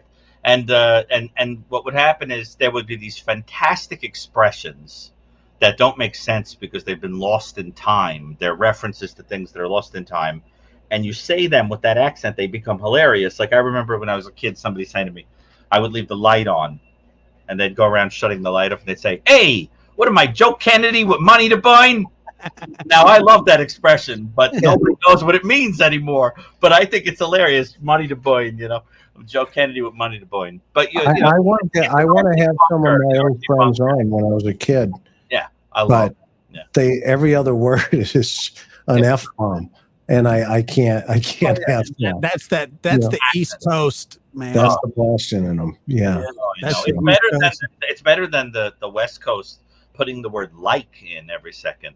Is that right? It is like, I think like that this book. You ever hear a kid like in a class? See, I'm now. You just said it there, right there. A kid gets up in a class and it's contagious. They get up in a class and they have to do like a book report or something. And they're like, A Tale of Two Cities is like a really good book, like about somebody who like gives up his life for, you know. I'm like, I'm like, it's a total or the vocal fry, like totally. No, I can't handle that. Don't even imitate it. I can't. It's a very great pet peeve of mine. Chris, we got one more question here. I want to be Kardashianized. Yeah, well, you know, as a culture, you know, I don't. A buddy of mine today sent this from Galway. Oh, Mcdonough! Look at that. Look at that. And then I wonder if it was pronounced Mcdonough. Well, they changed that. Yeah. They changed the what do you call it? The spelling on it. I have no idea why, but they did. Anyway, one more. I got one more, and then we got to go. Curious. We always do. Curious if Chris has seen other YouTubers' videos on the lights to being people, LE walking, and the car parked at 3:30. What are your thoughts on this? And I know for a fact that he's seen it because we talked about it just the other day on the phone. Yeah, that. Keep your eyes on that. That's a problem. Big time. That's a problem. So, you know, the fact that it's happening at 3:30 in the morning. I mean, that's a problem. And then you have a 15-year-old that goes missing between 9 or 10 and 6 in the morning, as it's reported, and you have strange lights that some people say are trash trucks. Doesn't seem like it because it doesn't seem like the trash runs at that time. And then there's allegedly, you know, a car around the corner. But I know, I can't remember. Is it the Mob Crew? Yeah, he did a great job. He did a really good video. Some of those lights together, but the fact that they're happening at 3:30 in the morning, I mean, what garbage company shows up at 3:30 in the morning in Tennessee? Yeah, maybe they do that in New York. In New York, the garbage. I mean, if they come, they pack the car in the Boston Harbor. If they come at all, yeah. Anyway, guys, thank you so much. It's late. Was a lot of fun. I enjoyed that. I think from the Mob Crew. He's a great guy. Mob Crew. Check him out. It was nice speaking to Sebastian's dad too. Yeah, it was great. What a surprise. Yeah. What a surprise that was to have him come on. But, you know, I think everybody, you know, you guys did great supporting him tonight. He's hurting. You can hear it. Hey, there's no question about it. There you go. All right, guys. Well, thank you so much. I'm going to sign off for you. Yep. And hey, you know, congratulations on the haircut. It looks marvelous. Thanks. Okay. And what do they call the top thing? What's that called? It's like a toupee. No, seriously. I mean, does it come like from Guatemala? What is it? Yeah, I saw a guy today with a toupee that was so bad. A guapamapa? So bad. I wanted to knock it off. You ever see a toupee so bad that it looks like a beaver curled up and died? I had my first training officer. Yeah. His name was Dallas Layton. Rest in peace. He had this hair thing going, right? He was going bald, so his hair would just fold over. Okay. And he would get out of the car like this, right? And he'd, you know, throw it back like that. You know, you'd be getting out and you're going to go on a call. And you see, all of a sudden you see Dallas do one of those things. And it's like, what the heck? And the wind would come and blow the thing over. Like So gravity would shape it. Oh, yeah. Yeah. So he's half bald on the one side. There you go. You look hip now. You could, go to Burning Man. So anyway, he's got this half thing going. And I can remember, thinking to myself, oh my gosh, this guy's going to train me. Yeah. Right. He was my first FTL field trainer. Oh, it was unbelievable because he'd get out of the car like this to hit the wind. Right. And I'm trying to watch, the traffic stop, and Dallas is standing in the wind, making sure his hair looks good. I thought, oh boy, well, there's no more man bun. Thank you. The man bun was great. We're only teasing you about the man bun. No, we love it, Josh. If we love the hair, looks good. Thank you, guys. All right. Well, aloha. All right, Chris. Thank you very much. Pretty funny, Chris. I got to tell you that your impression of the hair blowing in the wind was pretty funny. I have to be honest.